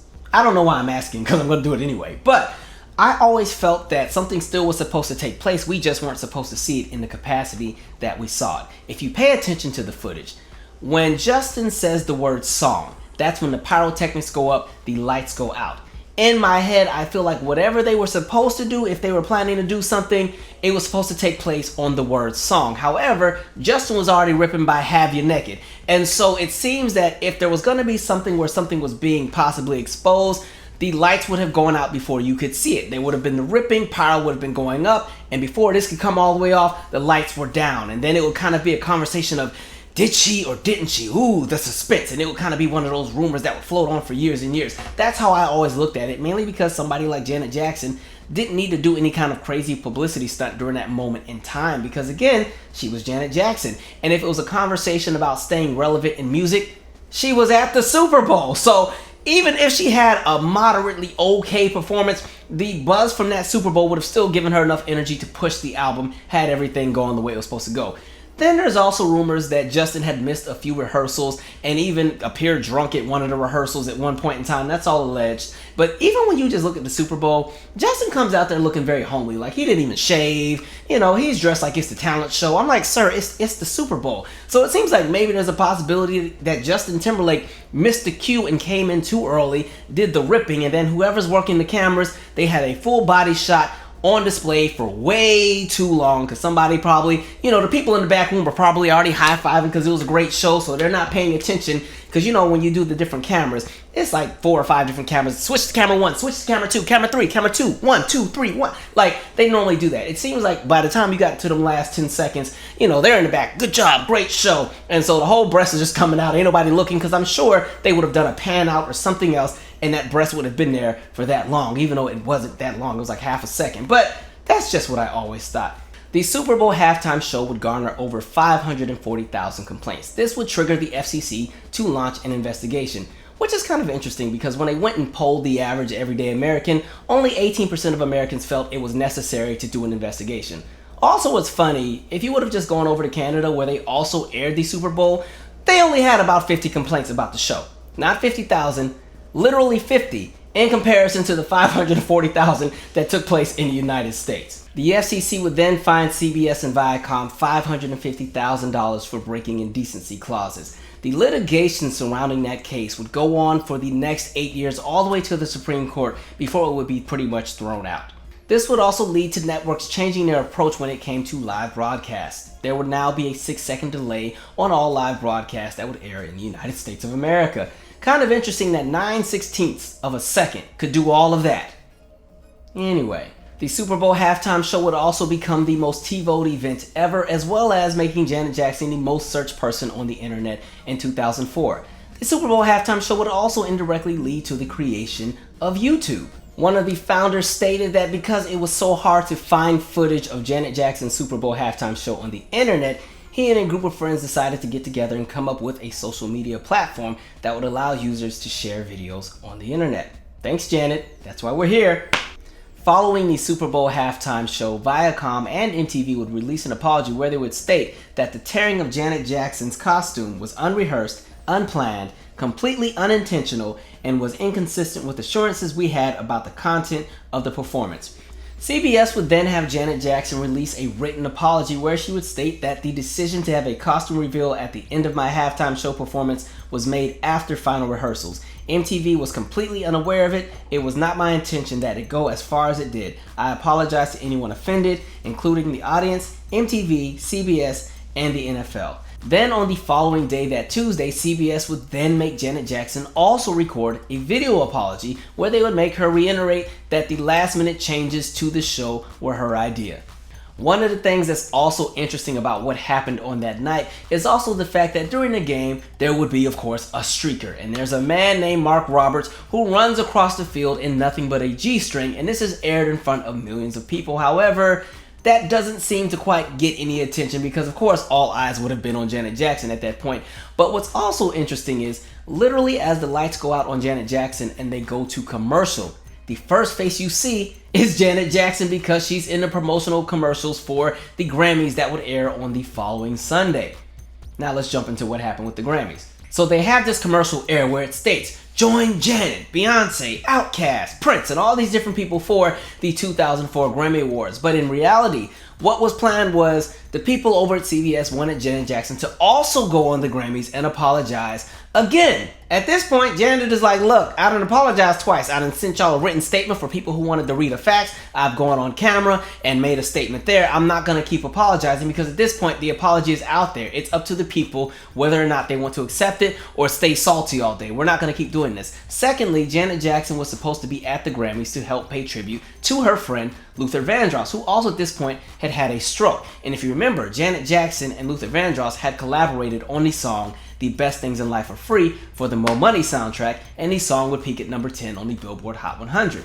As a friend to Luther Vandross, Janet Jackson felt that it would be in poor taste to use a moment that was dedicated to Luther Vandross to apologize and censor everything on her again. So Janet declined to make the apology. The execs at CBS were like, okay, well, don't worry about showing up then. And Janet was like, okay. Meanwhile, Justin Timberlake would go on the Grammy Awards and make a full apology. In addition, Justin Timberlake would go on this entire public tour and do an entire woe is me, I was bamboozled, I didn't know about this, and we literally see what happens in relation to the Super Bowl halftime show. Janet Jackson gets all the smoke and everything that would come to her. Justin Timberlake gets a slap on the wrist and he gets to continue having his massive career. And so the narrative starts to shift and all of a sudden it's overly sexualized Janet Jackson who preys on young Justin Timberlake, who had no idea what was happening even though he did the ripping. And so literally, as the world watches a man rip off a woman's top, the woman gets all the smoke. And really, you could also have a conversation about race in relation to how the United States responded to Janet Jackson and Justin Timberlake during the Super Bowl halftime show. You have a young white man who goes and rips off a costume of an older black woman where her breast is exposed in front of 90 million people, and she catches all of the smoke, in addition to the fact where she's pretty much forced to take the full blame on everything that takes place while he gets away unscathed. Let's be honest, that's the America we live in. Also, one of the things that was taking place behind the scenes and bubbling under quietly was the blacklisting of Janet Jackson. CBS executive Les Moonves was so outraged and pissed off about the Super Bowl that he made it his mission to pretty much destroy Janet Jackson. During this time period, the public perception of Janet Jackson would literally shift overnight, and the Super Bowl halftime show would serve as the anchor for ratings gold for a lot of media outlets and news outlets. And so you constantly see news stories about how Janet Jackson was doing this and how Janet Jackson was doing that. And oh, we have the behind the scenes photos of what took place right after the Super Bowl. Oh, we're going to get the person who's going to do facial analysis and study body language. And we're going to look at Janet Jackson's initial reaction when her breast came out. And she looked shocked here, but is she acting? And so they continue to dig and dig and dig. And there are all kinds of specials. Entertainment Tonight, Extra, Inside Edition, Access Hollywood decide to start dedicating the next few weeks to Janet Jackson stories and talking about what would lead up to the Super Bowl halftime show. And then there comes the assumptions about what's taking place. And so Janet Jackson is all over the place, but this triggers also what you call the big cleanup in media. Many conservative groups, public figures, and politicians were so outraged about the 9/16 of a second where a breast was flashed on national TV that they decided entertainment needed to be cleaned up. And so you saw the big cleanup where all of a sudden there was kind of this overabundance of censorship and regulation to ensure that the children were safe. So even when it came to the soap operas, the scripts would be revised to ensure that there wasn't too much sex in the episodes and that the sexual innuendos were kept down to a minimum. This also included making sure that the men stayed fully dressed, so no more shirtless men and bodybuilders in the episodes, at least for the next few months. Even when it came to other performers who had absolutely nothing to do with the Super Bowl halftime show, they too would be affected because, again, there was a big cleanup. Jay-Z Chazez from NSYNC, who was supposed to perform the halftime show at the Pro Bowl, also was met with a lot of smoke. Actually, he was met with 3 different daggers. Dagger number 1. The song that he was supposed to perform was entitled Some Girls Dance with Women. And so the execs are like, oh, that sounds a little too suggestive. That's a little bit too much for the children. So, maybe we should just have you do a different song. In addition, he's also a group member with the man Justin Timberlake, who has just been at the Super Bowl halftime show, and so guilt by association. And the third dagger is actually pretty interesting. This is more so alleged than confirmed, but it's very interesting if these dots have really been connected. We want to talk about a stretch. And so during this time, JC also has his album Schizophrenic that's coming out. And he also has a show on MTV. I can't remember the name of the show, but it's one of those kind of talent search shows where they're finding different talent, and the winning talent, they win some grand prize where, I don't know, they get a record deal or they get to do something in relation to music. On one of the episodes of this show, choreographer Shawnette Hurd appears on the show to pretty much mentor the dancers that are being used in the episode. If you remember, Shawnette Hurd is the dancer that we highlighted that has always worked with Janet Jackson. She was on the Janet tour. She left Michael Jackson's History tour to work with Janet on the Velvet Rope tour. She also was one of the choreographers for the All For You tour and worked on about half of that tour before she left the tour. And so the rumor that exists is that execs are like, wait a minute, you working with the Shawnette lady that was just on MTV, and doesn't she work with Janet Jackson? Okay, this is a little too close for comfort. This is like 2 and 3 degrees of separation. First, you already know Justin Timberlake, and now you also know Shawnette Hurd, who is indirectly connected with Janet Jackson, who at the moment we all hate. So absolutely not. JC would be cut from the show.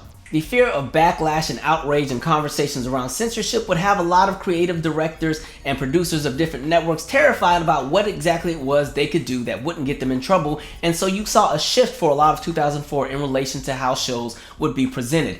This would also take place during award shows and future Super Bowl halftime shows. For the next 7 years, aside from Prince, all of these Super Bowl halftime shows would often be entertainers that would more so appeal to conservative older Americans. So you would have acts like Paul McCartney, Bruce Springsteen, Tom Petty, The Rolling Stones, The Who, that would really give it to them. We're not going to do all that young people stuff where they get out there and just get all wild. We're going to have some nice, respectable entertainment. It wouldn't be until 2011 when you would see the Black Eyed Peas headline the Super Bowl halftime show, where the show would be more so geared at younger audiences again. The fear of outrage when it came to indecency on television was so over-exaggerated that even Simon Cowell got a letter from producers at American Idol, mainly because Simon would sit like this as the singers would perform. And he was told, we have a lot of people who may be concerned that you're flicking off the audience, so can you sit differently? Literally, this was a real thing. And so the United States did the most. And what made it so funny was that the rest of the world did not care. It was not a big ordeal. A lot of people were like, okay, it was kind of interesting, we'll keep it moving. This was turned into something so massive and over-exaggerated that even South Park did a parody of what happened in relation to the conversation of indecent exposure on national television and in public gatherings. So with all that's taking place in relation to the Super Bowl halftime show, the lawsuits, the public scrutiny, the media backlash, Janet Jackson is supposed to still be releasing an album around this same time period. I can just imagine what was happening at the record labels where they're probably scrambling to try to piece together a new plan. They already had the initial rollout of what they thought would happen had the Super Bowl gone well. Now, it hasn't gone well and everything crazy is taking place. And I think it's mainly because the outrage that came was so unexpected. Somebody like a Janet Jackson at that point in time wasn't really known for a lot of controversy. Of course, celebrities have their moments here and there where they're not shown in the best light, but Janet Jackson was never really known for anything too out of pocket. A lot of the things that would often follow somebody like a Janet Jackson often were more so rumors as opposed to things that could be confirmed. One of those rumors would be the fact that Janet Jackson had a secret child with James DeBarge, or that Janet Jackson would make Tupac Shakur take an AIDS test before she would agree to kiss him in the movie Poetic Justice. John Singleton would confirm that that rumor is not true, and actually that he and some friends actually started that rumor to actually put buzz around the movie. Outside of the rumors, the only things that were really controversial about Janet Jackson may have been sometimes her sex appeal. A solo reading of a lyric or two.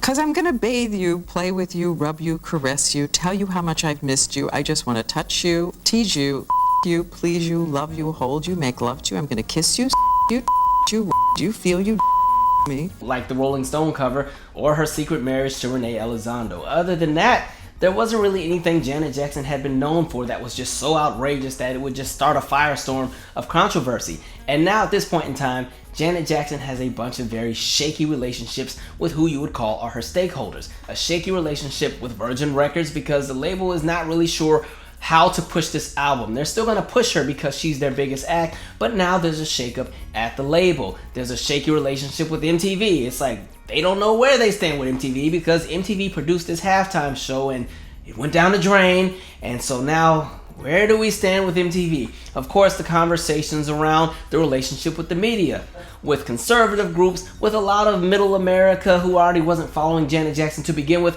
There's all these different groups that have smoked with Janet Jackson, and so it's like, how do you put out an album? What is the approach? What is the strategy to be successful? Because the assumption would be that this would blow over quickly. The people would be mad for a week or two, Janet gives an apology, stay out of the public eye, take some time off, come back, all should be well, because that's normally how things work for celebrities when they get in trouble. However, that would not happen. One of the other assumptions that a lot of people would speculate that would start to spin around the rumor mill was that Janet Jackson did the Super Bowl on purpose in order to protect her brother Michael Jackson, because 2 weeks before the Super Bowl halftime show, Michael Jackson would be arraigned on charges of misconduct with children.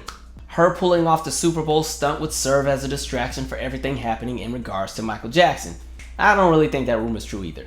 On February 2nd of 2004, the first single from the Damita Jo album would be sent to radio entitled Just a Little While. The high-energy, whimsical pop track would be produced by Dallas Austin.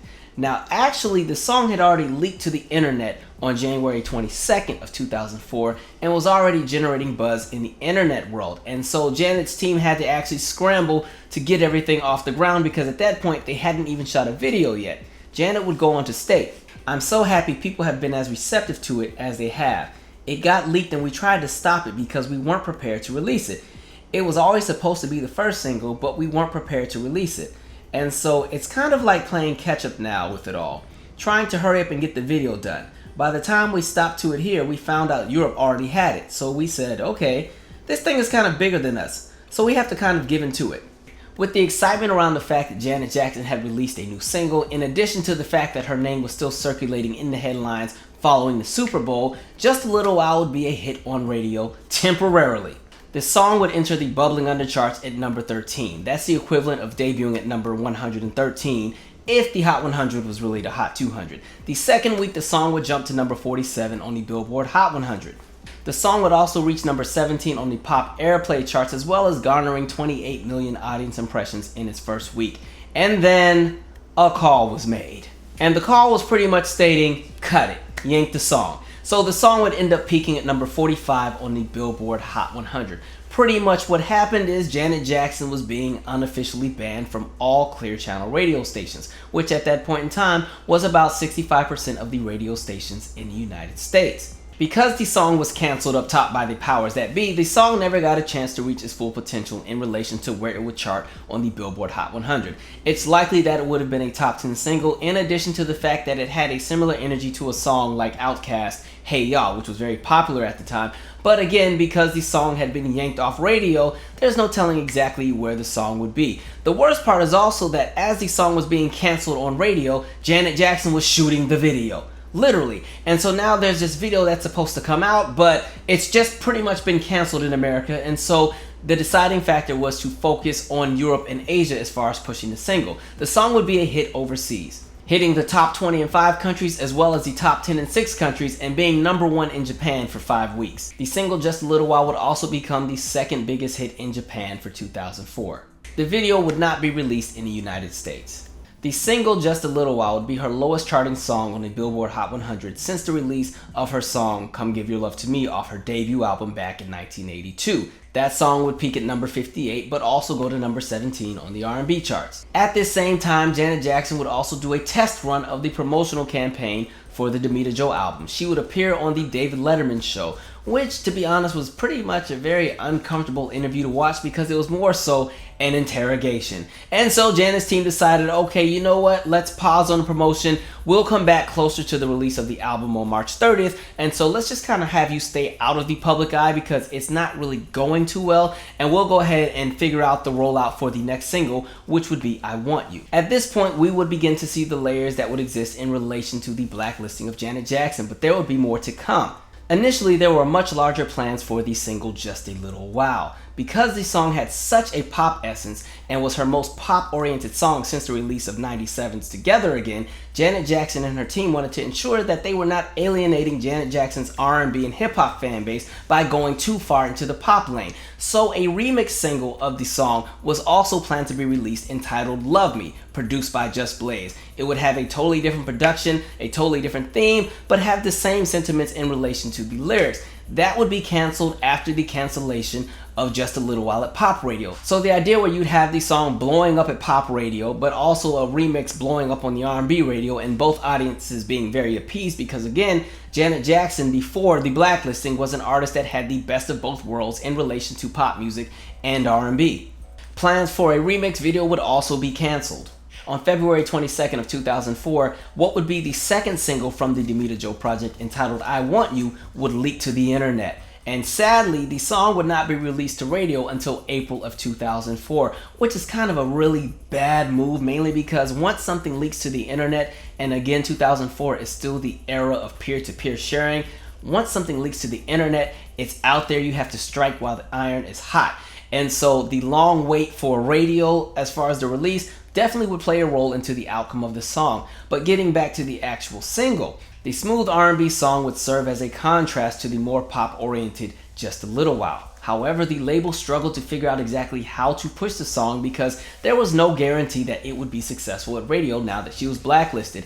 At this point in time, the only radio stations in the United States that were supporting Janet Jackson were independently owned radio stations and Radio 1 stations, pretty much the black-owned urban AC radio stations that existed.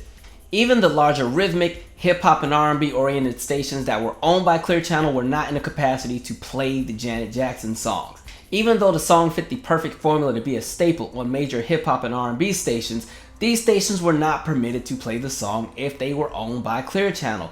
In addition, the label would not send the song to radio until April of 2004, and they would only send the single to R&B radio.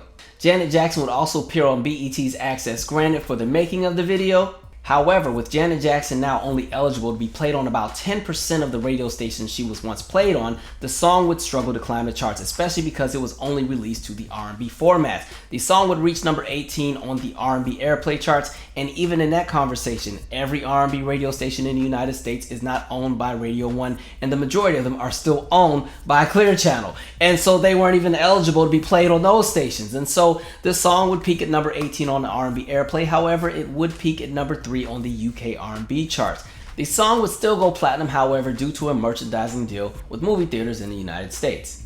The song would peak at number 57 on the Billboard Hot 100. At this point, Janet Jackson's team is doing any and everything they can to ensure that Janet Jackson's music is heard, mainly because with this blackout, a lot of people don't even know that Janet Jackson has singles out at the moment. Another setback that Janet Jackson and Virgin Records would run into with promoting the Damita Jo project is the fact that Janet Jackson videos were banned from MTV.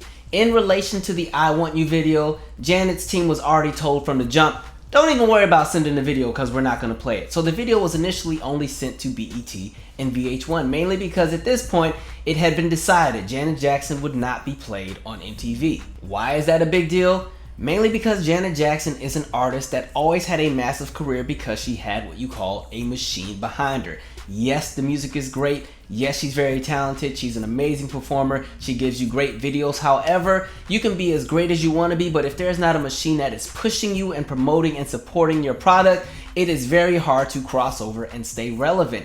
And so with Janet Jackson, her bread and butter in order to continue to dominate the way she did on the charts was she always needed radio support, which was now gone. She needed support from the major music networks. BET was going to continue to support her, VH1 was going to continue to support her, but MTV was no longer supporting, and MTV was that bridge to pop and mainstream audiences. And so now that bridge is gone. Janet Jackson is a visual artist. In addition to making the great music, people like to flock to Janet Jackson because of the visuals, because there's going to be choreography, there's going to be all kind of themes, there's going to be all kind of stories that are told in the videos. And now that these videos are not being seen and are receiving maybe about a third of the rotation that they're receiving in comparison to the All For You era, it's going to definitely impact somebody like Janet Jackson.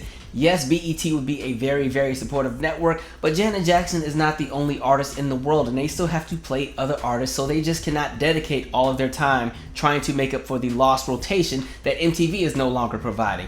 In addition, at this point in time, VH1 is a network that pretty much only plays music videos during the first half of the day. By the time you get to about noon, they have different specials that are airing. This is when VH1 was still kind of more so a music history channel. They still played a lot of music videos, but they had lots of specials like, you know, Before They Were Rock Stars, Where Are They Now, Pop-Up Video, all these different kind of shows that took place. And so they don't have the same capacity to have a bunch of videos in rotation. So going back to Janet Jackson, without that machine and the massive support of radio, the massive support of networks like MTV and BET and VH1, and pretty much being a darling to the public eye, it's going to have a major effect on the success of Janet Jackson's singles. So as we get closer to the release of the album, Janet Jackson is getting ready to release an album and there is no hit.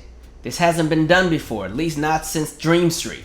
And so people can say maybe the same was with Velvet Rope, but with Velvet Rope, Janet Jackson still had the machine to push her. And even though a single like Got Till It's Gone was not eligible to chart on the Billboard Hot 100, it was still a successful single on radio. It was still a successful video in regards to airplay. And again, Together Again would be quickly released and garner a bunch of buzz and attention. Also, when we go back to the single Just a Little While, it had a lifespan of 3 weeks. Literally 3 weeks. And so the song comes out on February 2nd of 2004, but because there was the blackout and the cancellation of the song by those up top, by the time you get into the 3rd week of February, the song is no longer being played on radio at all. It's totally done, just off, canceled, done. And because it wasn't an R&B song, it was not going to be fitting for the urban AC radio formats that would have played it in relation to the stations that were owned by Radio 1.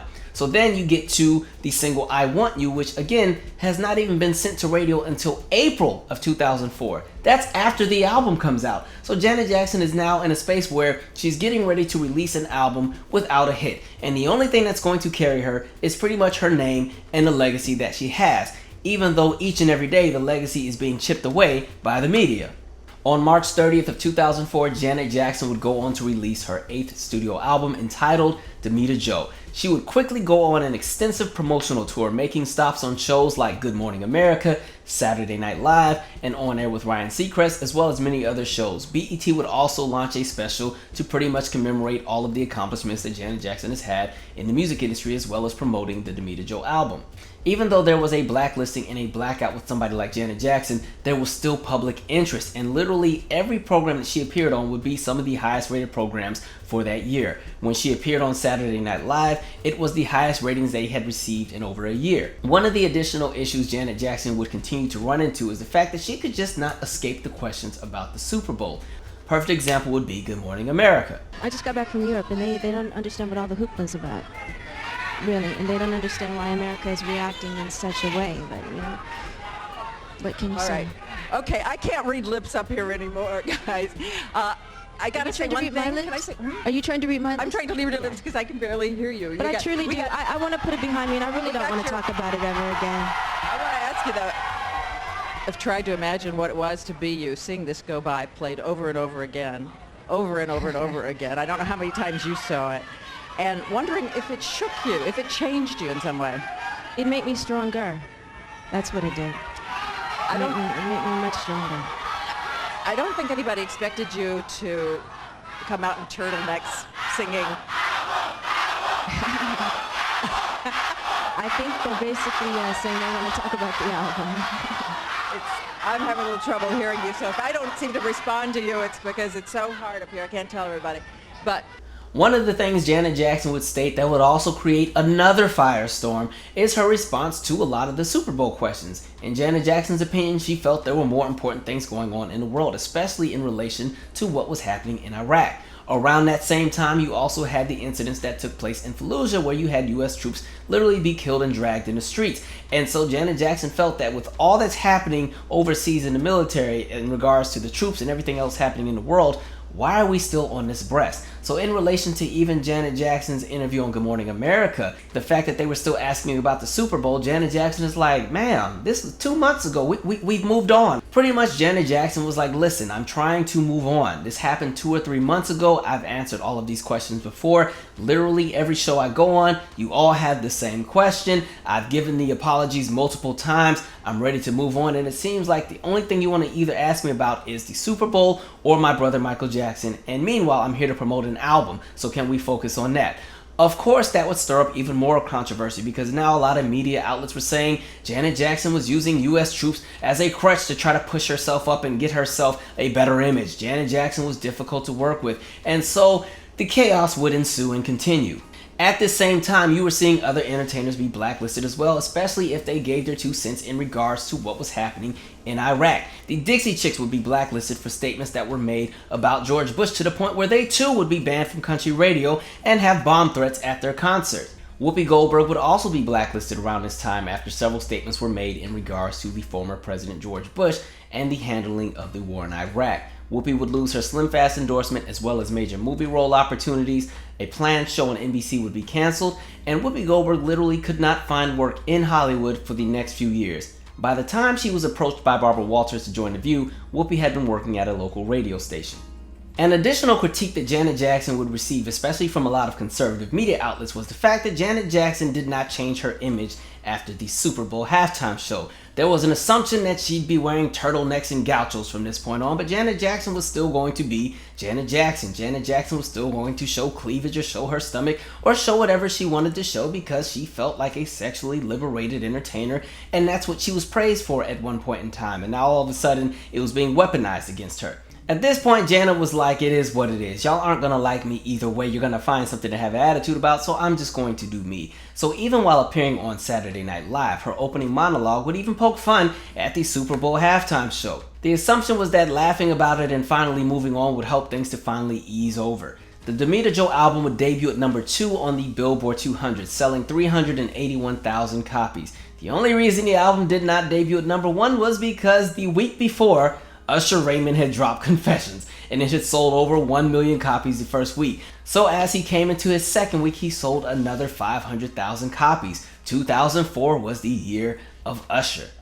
Now, any other artist would see those numbers as actually pretty good. However, because Janet Jackson now has the media and the machine working against her, it is seen as a commercial disappointment, even though these would be the second highest first week sales of Janet Jackson's career. One of the things that the media latched on to was the fact that Janet Jackson's other albums all went to #1 at some point. Control went to #1, Rhythm Nation would go to #1, Janet would go to #1, Velvet Rope, All For You. And so now it's like, oh, well, what happened? Clearly, the people are no longer interested. Even though they're not going to highlight the fact that the woman is blacklisted from the radio and she is no longer even receiving any radio spins. For the next handful of weeks, Janet's Damita Jo project would actually sell pretty decently and stay within the top 10 on the Billboard 200. At this point, Janet Jackson is pretty much selling off of her name alone. She's not really getting any radio support. Of course, MTV is not playing the videos. The masses don't really even know what music she has out at this point because, like we said, just a little while had come and gone back in mid-February. It's now almost April of 2004. I Want You is about to be released, but again, I Want You was only going to be released to R&B radio stations. It was not going to be sent to pop. The video was not going to be sent to MTV or played on MTV, and like we said, pretty much Janet would have to depend on her name, her public appearances, and the spins that BET and VH1 would give in order to keep her name out there. And the issue with that is, you can only sell so many records on your name alone. So as she got into the 6th and the 7th week of the album release, that is when sales would drastically begin to slow and the album would start to fall down the charts. Janet Jackson would also promote the album overseas. The album was doing moderately well in some regions, but was moving a lot slower in others. Like we said, the rest of the world didn't really care about the Super Bowl. As a matter of fact, in places like Germany, it was actually celebrated and it was more so utilized as a way to promote the album. But because these singles were not really catching on, a song like I Want You is not really the ideal single to kind of push overseas. And so the way that they would package I Want You is I Want You would be released as pretty much a double single with the song All Night Don't Stop. All Night Don't Stop would be released on May 29th of 2004 in the United States, and a video would also accompany the single. And at this point, audiences were somewhat familiar with the song because she had been appearing on different shows performing the song. She performed it on Jay Leno, she performed it on Saturday Night Live, Good Morning America, and additional shows as well. However, because again, there's the blacklisting, the song is not going to be played on pop radio, the video is not going to be played on MTV, and this song specifically is not really a song that fits the format for rhythm and blues radio stations or adult contemporary urban radio stations. And so the song only peaks at number 19 on the Bubbling Under chart, which would be the equivalent of peaking at number 119 on the Billboard 100 if it had 200 to count with. So again, you're starting to see the long-term effects of this blackout and blacklisting, and at this point, music columnists are starting to take note. It was expected that a song like All Night Don't Stop would be a monster smash, mainly because it was something that didn't sound like anything else that was out at the moment. As we got into 2004, the crunk movement was hot and heavy. Janet Jackson went left field and came out with a song that was more so dance heavy and really popular on dance floors with choreographers and in the club. The song was fresh, the song was funky, the song made people want to dance, and with the video, there was an assumption that the song would be an international smash. Janet Jackson would also release a remix of the song featuring the dancehall artist Elephant Man. This remix would have more so of a crunk sound that would be more so radio friendly, with the assumptions and the hopes that radio would be more receptive to the song. However, again, because of the blackout and because she's been cut off, radio did not really respond well to the song. Many music columnists, critics, the internet world, the blog sites, the music forums, they would all start to take note of the fact that Janet Jackson was obviously being blacklisted. It wasn't something that was announced, but it was something that was known, because at this point, it was unheard of for Janet Jackson to not have a hit, especially with a song like All Night Don't Stop. It would have easily been a top 10 hit had there not been a blacklisting. Just a Little While would have easily been a hit had there not been a blacklisting. I Want You would have been a bigger hit on the R&B charts had there not been the blacklisting. And so this continues to stir up even more setbacks for the Damita Jo project, because again, there's supposed to be a tour. But how can you tour if there aren't any hits to tour with? Janet Jackson can easily carry a tour just off her greatest hits alone, because that's pretty much what she would do after 2008 with a handful of tours. The Rock With You tour, the Number Ones tour, the Unbreakable tour, the State of the World tour, the Metamorphosis tour. Of course, new music would be incorporated into those shows, but pretty much Janet Jackson would sell tickets off the strength of her previous catalog alone. Because Janet Jackson had pretty much been shut out of the music industry in 2004, ideas and attempts to create a tour would pretty much be canceled. During an interview with the Charlotte Observer, executives from Viacom would confirm that yes, Janet Jackson was being blacklisted. They would go on to state, "We are absolutely bailing on the record. The pressure is so great. They can't align with anything related to Janet. The high-ups are still pissed at her, and this is a punitive measure. Radio wouldn't play it, and MTV wouldn't play her videos for I Want You and All Night, two songs that would have been out of the park hits at any other point in Janet Jackson's career." Janet Jackson would continue to make public appearances while promoting the album. She would appear on shows like The Ellen Show, The Conan O'Brien Show, as well as the show Will and Grace. In addition, during the award season, she would also appear at several different award shows, including the Soul Train Awards, where she would win a Lifetime Achievement Award. In addition, she would also win the Legend Award at the Radio Music Awards. And over in Japan, she would win many major awards at the Japanese version of the VMAs. She would also perform. On December 30th of 2004, the song R&B Junkie would have a limited release to radio in the United States. The song would not have any additional promotion, and the song would peak at number 17 on the adult R&B radio charts. The song would also completely miss the Billboard Hot 100. When it was all said and done, the Damita Jo album would be certified platinum in the United States and sell around 3 million copies internationally. These numbers are actually fairly decent, however, they are much lower in comparison to Janet's previous 5 albums. In relation to the rollout for the Damita Jo project, some people question why the label didn't push a song like All Night Don't Stop as the first single from the album, mainly because the song was different. It was catchy, it was funky, it was danceable, it was very commercially appealing for both the United States and international audiences. Plus, at that point in time, there would have been buzz surrounding Janet Jackson's name in relation to the fact that she had just performed the Super Bowl. Whether there was backlash or not, the buzz would have been out there, and people would have been interested to see what it is that she had to put out. However, I really think that at that time, the record label was convinced that Just a Little While would be a hit, especially internationally. And again, when you look at the radio's trajectory at that point in time, it was climbing up the charts before that call was made, and it was pretty much pulled from radio. Because again, this song only had a 3-week lifespan before it was yanked. And so I think the idea was they were going to push Just a Little While as well as the remix. It was going to be the hit that it was supposed to be. And then All Night Don't Stop would kick into next gear as what you would call the sustainability single. One of the things you always want as an artist when you come out with any kind of project is, one, you want buzz. You want people to talk about what it is that you're doing. You want your name to be out there. In modern times, as far as 2021, 2022, a lot of artists are getting on because Twitter makes them popular, Instagram makes them popular, TikTok makes them popular. The buzz is there. Sometimes people haven't even heard a single song from the artist, but their name is always out there, and so there's buzz. People are interested. Same thing happening back then, just without the social media. You needed buzz in order to generate interest. The next thing you need is the hit. And sadly, with Damita Jo, there wasn't a hit because, again, Just a Little While was yanked, and so now we're coming to this project without the hit. But you need a hit. The hit matches up with the buzz. The buzz was there. Everybody's talking about it. Let's see what it is you have to offer. Boom, here it goes. And so now you have the hit to go with the buzz. It's a really great little combination. But the next thing that you really, really need is sustainability. Sustainability is what keeps everything going. And so what I really think was supposed to happen was, after the Just a Little While single would have its heyday, All Night Don't Stop would be that sustainability single to really push the album.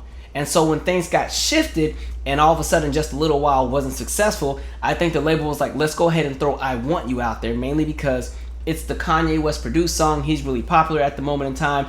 This should be a safe enough song where she can get some play, and then we'll do All Night Don't Stop, because the gamble would have been, okay, Just a Little While got pulled from radio and it didn't catch on. We don't want to put All Night Don't Stop right away because it might still do the same thing. So let's do the I Want You, because Janet tends to often be successful when she comes out with the R&B ballads, and hopefully that will generate enough buzz and sustainability where we can push All Night Don't Stop and it will kick everything into the next gear. And so artists often do that all the time in relation to how they release their projects. A lot of times you'll see the second single tends to be the stronger single from the album sometimes with artists, or the second single is strong enough to be the first single if they want to push it that way. If you look at the Control album, Nasty could have easily been the first single. They pushed it as the second single after What Have You Done For Me Lately, but Nasty could have easily been that song that reintroduced Janet Jackson to the world when they introduced the Control album. But again, they decided we're going to go with What Have You Done For Me Lately. It's going to be this great hit, and then we're going to follow it up with Nasty. Nasty is going to be that sustainability single to keep interest with the Control album, because at this point, Janet is coming out with all these sassy, high energy, funky songs with attitude, and that's very different for 1986 at that point in time. Same with the Rhythm Nation album.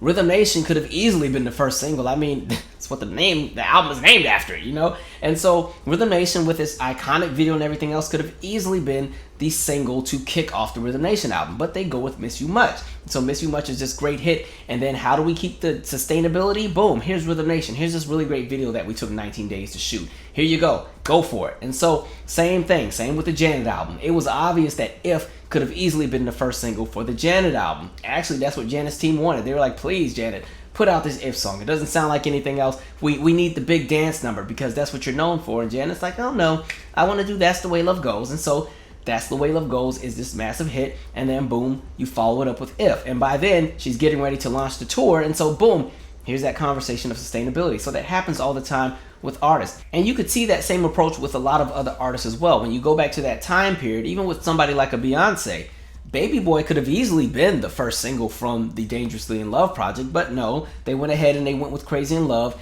It's this massive, massive hit, and so the question becomes, what do we follow it up with? Because this was a massive hit. We could release Me, Myself, and I, but I think people still want to dance a little bit. It's still kind of the second half of summer going into fall. Okay, let's release Baby Boy. And again, Baby Boy goes to #1 for 9 weeks. If you look at somebody like Alicia Keys, If I Ain't Got You could have easily been the first single from the album. But again, let's go with You Don't Know My Name. Again, Kanye West production. He's really popular at the moment. This is a great introduction into the album, and we will use If I Ain't Got You as the sustainability single. And so sustainability is everything, and sadly, Damita Jo did not get that luxury. Damita Jo had the buzz. It didn't really have the hit, and it didn't really have the sustainability. And so this album literally just sold off buzz in Janet Jackson's name alone, and that's kind of the thing that kind of killed the project. It wasn't able to sustain. When you look at the sales were really strong in the first 5-6 weeks, but after you continue with time, those diehard fans eventually have all bought the album. Now you need the general public to be interested, and because the interest wasn't there, because her songs weren't circulating in radio airwaves and in grocery stores, and she was blacklisted and so on and so forth, and you're not hearing from her, there's not going to be that massive wave of people to go and support the project. And even when you get deeper into the conversation around buzz, there also wasn't a tour. Touring is a great way to sustain your album and keep the general interest, because you're touring, you're going to different cities. As you go to these different cities, you go and you stop at the radio station and you stop at these different events. It keeps people interested. One of the things Janet Jackson has always done was she always had major tours with her albums. With Rhythm Nation, with Janet, with Velvet Rope, with All For You, it was the tours that would help to sustain the albums and keep the buzz in addition to the hits that were out there. And so when you look at a tour like the Janet tour, the tour ended up having 7 legs because, again, that conversation of sustainability. The hits kept coming, the buzz was there, she was able to sustain, and it's like, oh, there's more demand, more demand, more demand. She's like, dang, I gotta keep touring. It's 1995, this album came out 2 years ago. Same thing with the Velvet Rope tour. Like we said, the Velvet Rope album really only had that major push with I Get Lonely and Together Again. All the other singles were either buzz singles or they couldn't qualify to chart and all these different things. It was the tour that kept the interest in the album. And like we said, as Janet went to different cities, she stopped in different places. She randomly stopped at the Rosie O'Donnell show to give Rosie some tickets. And so, of course, that's going to generate buzz about the Madison Square Garden show that would come on that, you know, or that would take place that same night. What are you doing here? I heard that she wanted to go to my HBO concert Sunday, so I wanted to personally hand-deliver a ticket. Are you kidding me? No, I'm dead serious. I called your manager and asked if I could have tickets. And you were bringing them yourself? Yes. And I, what's your backstage pass? See, there's your picture. All access anywhere she wants. Janet! Miss Jackson, that is so nice of you! And so, yes, touring is important, but then it's important to remember our conversation we always have in this series. How your previous album era ends will play a role into how your new album is received. And so when we look at the All For You era, it pretty much gets cut. You know what I mean? There's the budget cuts with the label, a bunch of different things take place. We're not promoting it anymore. On top of that, there's not going to be a tour that goes into Europe. And also, normally Janet Jackson also tours the rest of Asia as well. And so, boom, there's not even a major tour in Asia either. It's really just only Japan. And so that plays a huge role into how she'll be received in certain parts of the world. So now we get to the Damita Jo project. And again, there's not going to be a tour. So most of Asia is not getting a tour. Europe is not getting a tour. And the thing about Janet is when she had very successful tours, she would often hit pretty much every continent. So because there would be so much buzz and demand and they kept adding legs, then she'd find her way in Australia and New Zealand, and she'd sell out a stadium or two in South Africa. And so she continued to travel all around the world. Touring was a great way for Janet Jackson to maintain sustainability. So now with the Damita Jo project, there's the media blackout, so she's pretty much getting negative press, not a lot of positive media. That's going to affect sustainability. Radio, like we said, she's cut from radio. That's definitely going to affect sustainability as well as hits. And then again, MTV is acting like MTV. Boom, that's going to play a role into sustainability. There's no tour, and so it goes and it goes. And the main reason I keep harping down on the conversation around MTV is because at that point in time, MTV was the largest outlet for exposure when it came to music promotion.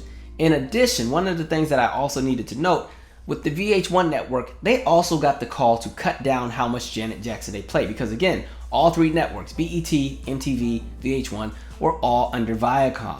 However, I guess they decided since BET was the network that was marketed to black folks, they said, okay, well, we'll let her still get the black audience. We won't ban her from that. It'd be too obvious. So MTV, cut it all the way. VH1, slow it down. But again, all three networks served a different purpose. BET had multiple audiences. It was always a network that was appealing to all ages in 2004. I don't know where it's at right now, but in 2004, that's where it fits. So Janet, of course, that was her outlet into the black collective when it came to listeners and people who were really into her music. Of course, that was the obvious push out there. But with BET has not always been available in all regions of the United States. In my own experience, I grew up in a town called Spanaway, Washington, and in the cable package that my parents had, BET was not a network that was offered as a full channel. It was a shared channel. So CSNBC was on until 7 o'clock, and then BET came on from 7 to midnight, and then it shifted back over to infomercials until like 3 or 4 in the morning, and then it was CSNBC again. And so there's certain sections of the United States back in 2004 where something like BET wasn't available. So now let's just say if you're some random Joe that lives in North Dakota somewhere, and you already don't have BET, and MTV is not playing the music, and VH1 is slowing it down, that's not a lot of exposure. So BET had its audience and its reach, and VH1 had its audience and its reach. However, VH1 had a very different audience demographic from a network like BET. VH1 in 2004, like we said before, was more of a music history channel. They played music videos, they played different specials, but a lot of their content was educational in regards to music history. Their core demographic would be people who tended to feel that the peak of music would have been the 1960s, 70s, and the 80s. They had a much older audience because, again, this is before the influx of all of the reality shows that they would come into later down the line. And so when you got to MTV, like we said, it was the largest outlet for exposure into mainstream young audiences. And at this point, Janet Jackson has also gotten older. She's 38, 39 years old. So she's already gonna need the same push that she had with the previous album, the same push from radio, the same push from all of the major networks, positive media attention. And you know, now that we're in this space where there's the blackout, so negative media attention, banned from MTV, VH1 has cut down how much they're gonna play Janet Jackson, radio is done, and so Janet is coming into the game with less support already to begin with. And it's interesting because when you look at the amount of support MTV used to give somebody like a Janet Jackson, even going back to this All For You era, when they had the Icon special, there were 5 different commercials that were shot just to promote that specific event.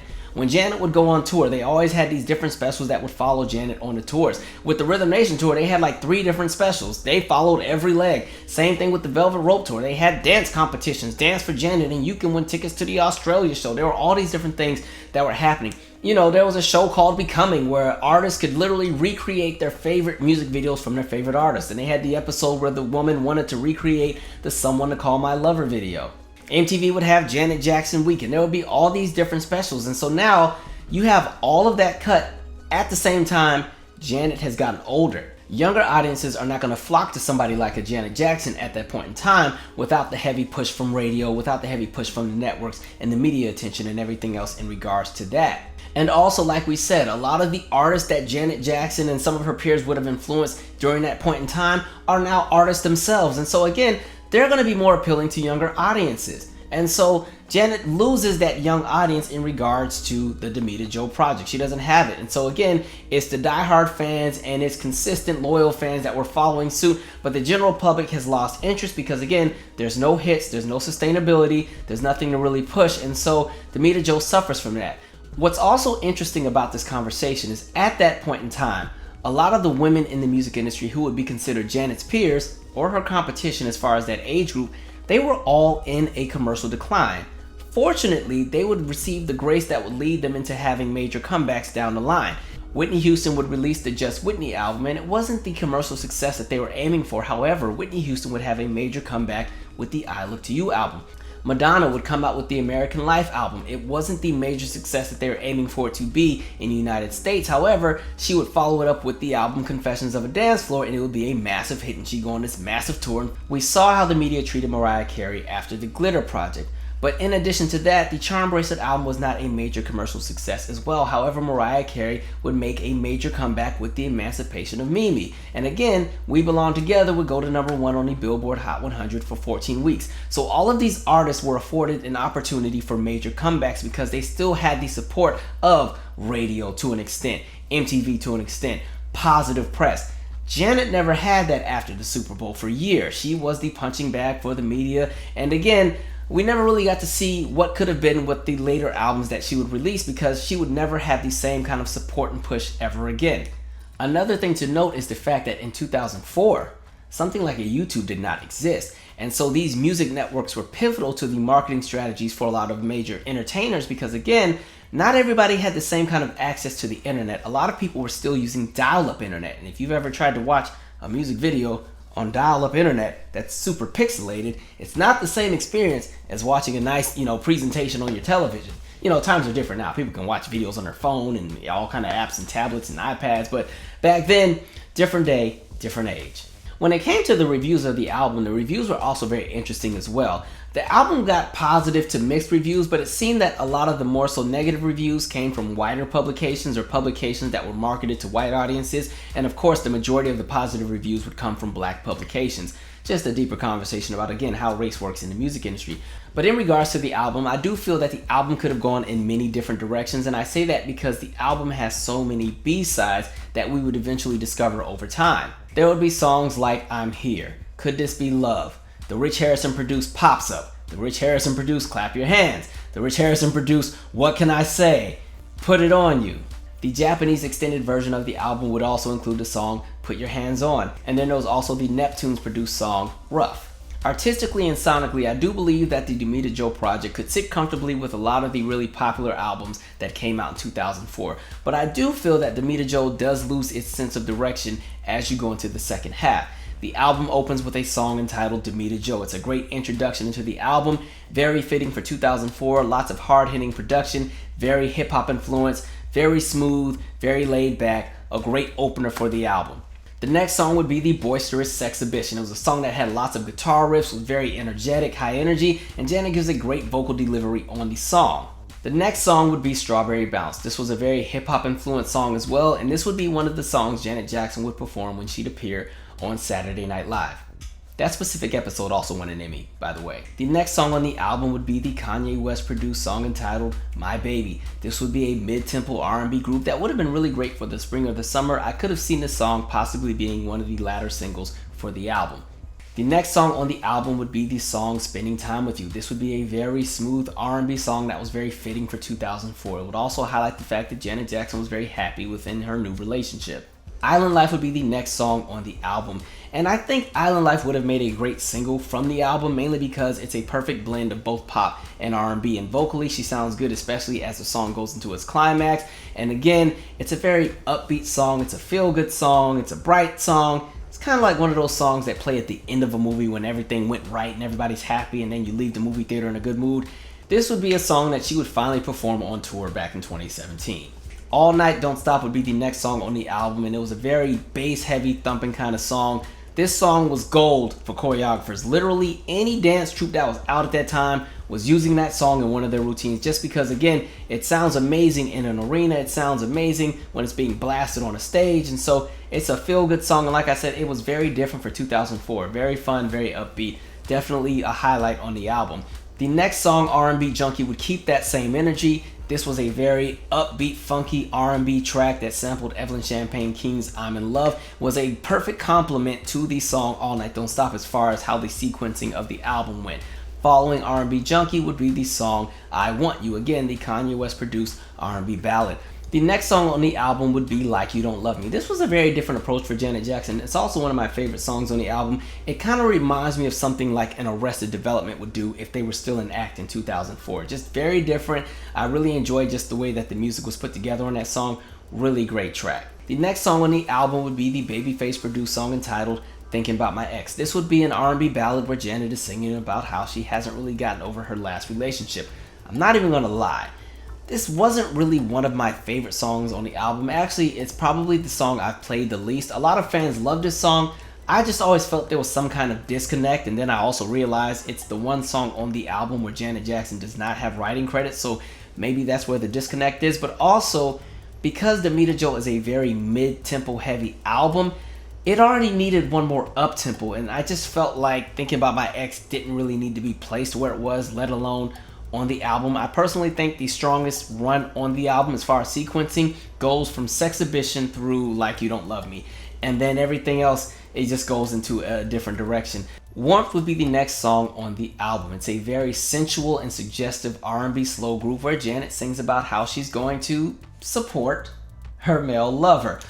I think the production on the song is really great for 2004. However, I think the song gets overshadowed by the song that follows it, which would be the song Moist. Moist is a song that's pretty much the flip side to Warmth, where now Janet is singing about how the male is going to support her in their love affair. And so I think the production on Moist is amazing. It kind of even has a Brazilian jazz kind of vibe to it, but the vocal layering and the stacking and the arrangements are so good. And so when you listen to the song, it kind of just saturates and fills the air, and it's very smooth, and before you know it, the song is over. You're like, dang, it ended? But it's a really, really great song. I think it's a very subtle approach. Janet Jackson often gets flack because people say she doesn't sing out enough or she doesn't sing heavy, but I think a song like Moist highlights the fact that because she has such a light voice, her voice can kind of flow and pretty much saturate itself into the music where it's just one big wall that's hitting you. So it highlights how much effort goes into the vocal arrangements on a lot of Janet Jackson songs.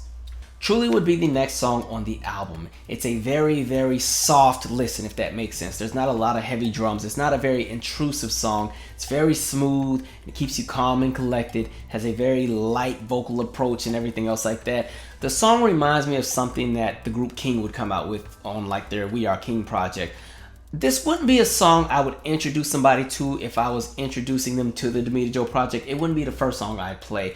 And I think with the Damita Jo album, because there's such a level of experimentation with a lot of the songs, even though there's a lot of mid-tempos, Janet goes in a lot of directions on the album, and I think a lot of that has to do with the fact that she also worked with a lot of different producers in addition to Jimmy Jam and Terry Lewis. And so there's so many different directions the album can go, because again, you can take songs like Sexhibition, Truly, Like You Don't Love Me, Island Life, and you wouldn't realize they're from the same artist. Same with like Just a Little While, or you wouldn't realize it's from the same project because there's so many different elements to the album. I think that's what makes the album work, is you get a little bit of everything. But with Truly, I think again it falls into that second half of the album where the steam just kind of goes down because the energy was so high in the first half, and the second half you just have to be in a mood to really appreciate the second half. Going into the next song would be the song Slow Love, where the energy goes back up. This is a mid-tempo kind of house song, groove, easy listening. It's kind of like one of those songs you play when you're driving late at night. You just want to play something that kind of keeps you cool and collected, but it still has some thump to it. Very smooth song, great vocal. Kind of reminds me of something you'd hear in like H&M or something if you went to the store, but really fun song. And the last song on the album would be Just a Little While to close the album. And like we said, this was a very pop influenced song that was very bright, high energy, a fun and whimsical song. And so that would be the Damita Jo album. I think it's a great album, and I think it sits comfortably within the rest of Janet Jackson's catalog. I also think it was very fitting for 2004 and worked sonically as well. I also think when it comes to albums, Damita Jo highlights the fact that when it comes to Janet Jackson, you're always going to get something different. You know you're going to get something good, you just don't know to what extent and how expressive the project is going to be. You know you're going to get the up tempos, you know you're going to get the mid tempos, you know you're going to get the slow jams, you just never know how they're going to be presented. And so Damita Jo, I think, blends the world of hip-hop, pop, and R&B to an extent where it's an album that's really enjoyable to listen to. So, what were your thoughts on the album? I know this was a very extensive and extended episode, but there were just so many layers to cover. Plus, since it's been almost a year since we did the last one, I was like, well, let me just double it up and really go in as far as detail. So this ended up being a whole music conversation plus Janet Jackson. But anyway, what were your thoughts on the Damita Jo album? Did you have any favorite songs? Did you have songs you weren't crazy over? Did you have songs you wish they would have made a video for? If I could think of songs I wish that would have been pushed as singles, or if the tables were in a different capacity and the tables had been turned and the Super Bowl didn't happen and she had the push behind her, I think the singles that should have been released for the album would have been All Night Don't Stop, R&B Junkie, Island Life, and then likely probably My Baby, and then Just a Little While as the last single to close out the album, just in my head. But you know, you guys share your 2 cents. Thank you all for watching. I'm out. Subscribe. See, I told you to quit playing. Look what you did.